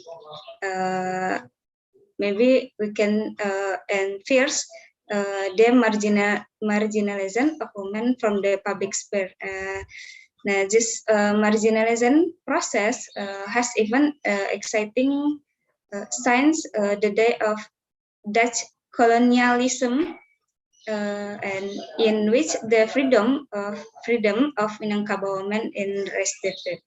And two, from political parties, from political party rules and recruitment system. Now, in this manifests in the form of party rules and recruitment system. The political party system can be discordant for women, and political parties are recruited or filed to implement affirmative action, requiring them to allot at least 30% seats for female legislative candidate. The situation is worsened by the low interest of women in political parties. Okay, when political parties meet the 13% allocate, the competence of this female candidate gets dropped. With this in mind, political parties as institutions that are trusted in recruit candidate must be more careful in playing this role and function. Now, the damage of the order of political parties is likely to have an influence on the existing political system. Suppose that from the beginning, a political party has had problems in the recruitment task. It will remain problematic as to when to recruit party manage to occupy an important position in the system. Okay, and three, economic and education barriers. It is undeniable that one of the factors in the defeat of women candidate result from the financial aspect. Although money does not seem to be the main factor in the defeat of female candidate. This economic problem was as one of the factors that are quality influential. In addition to the issue of the fund based on result of research and this file. Okay, next.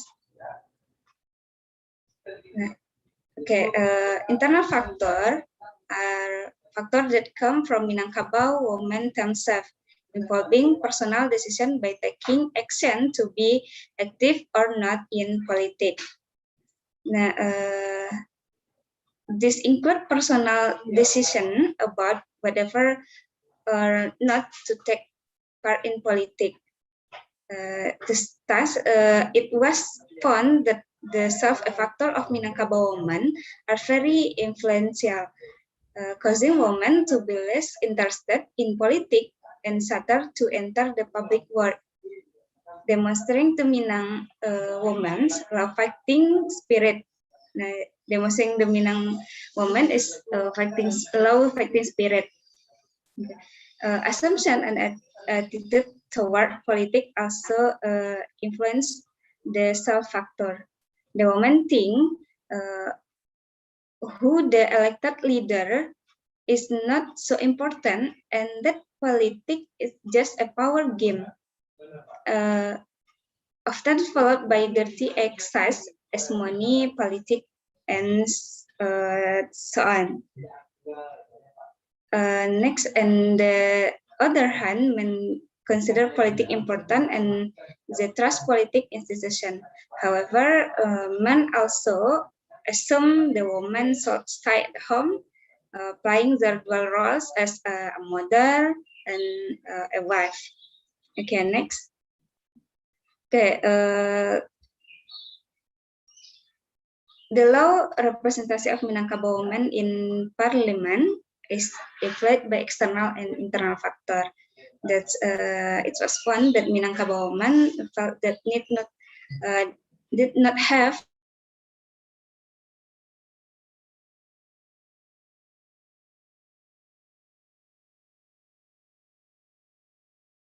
the barriers that except from within are the very important to that the obstacles cause women to be interested in politics and even stutter to the enter the public work so that they have long victim power.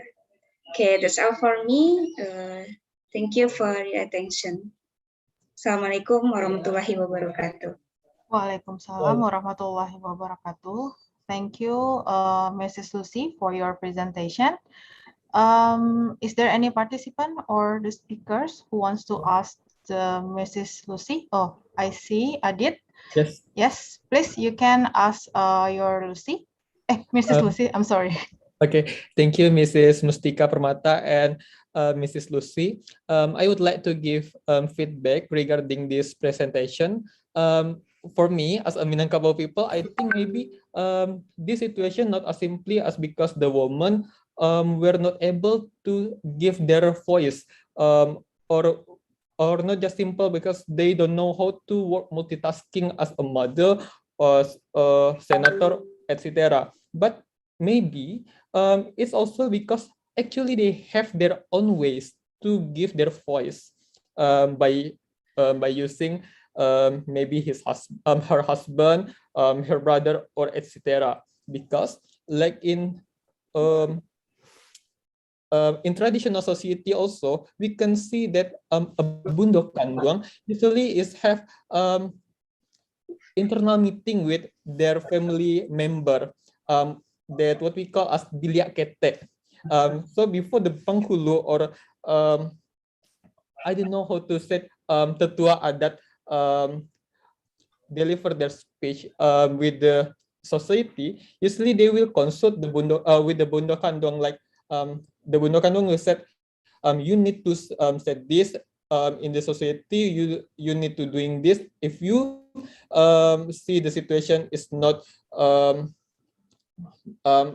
jika kamu melihat situasi ini tidak begitu menguntungkan bagi kita, tahan and back to our house and consult with me again. It's the way of Minangkabau people. Some Minangkabau people usually giving their voice, especially in women, I think. So maybe just feedback from me to Mrs. Lucy. Thank you for the chance that give to me. Okay, thank you, Mr. Adit. I guess Mr. Adit just gave a comment and feedback toward Mrs. Lucy. Maybe I would like to ask Mrs. Lucy, because you are the last presenter today. I heard that. Instruksi moderator. I'm so sorry, but can we question and answer in Indonesia?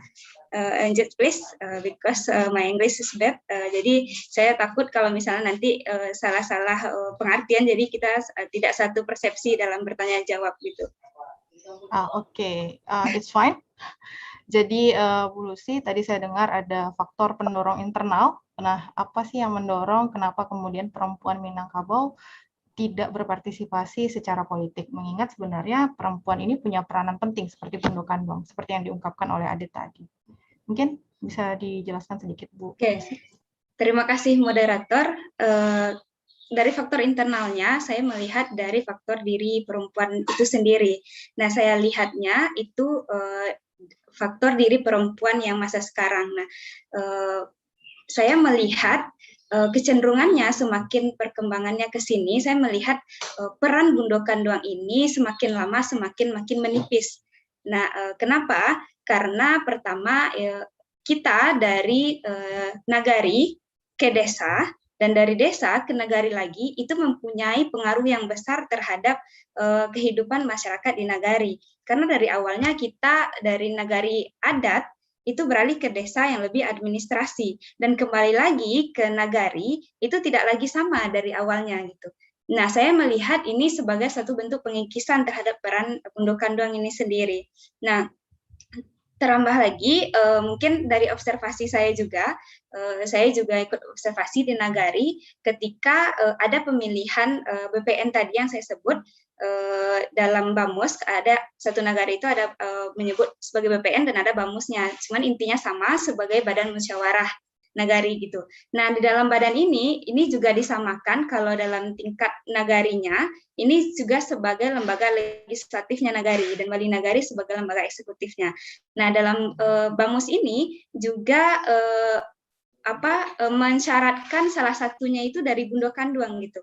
Nah, tetapi kalau saya dalam observasi saya ketika ada pemilihan ini, ya Pundokanduang hadir, cuma hadir sebagai saya adalah label dari Pundokanduang gitu. Ketika saya lihat kita masuk kepada pemilihan ketua, ya Pundokanduang tidak ada keberaniannya untuk memajukan diri. Nah, saya melihat itu sebagai satu proses gambaran kecilnya.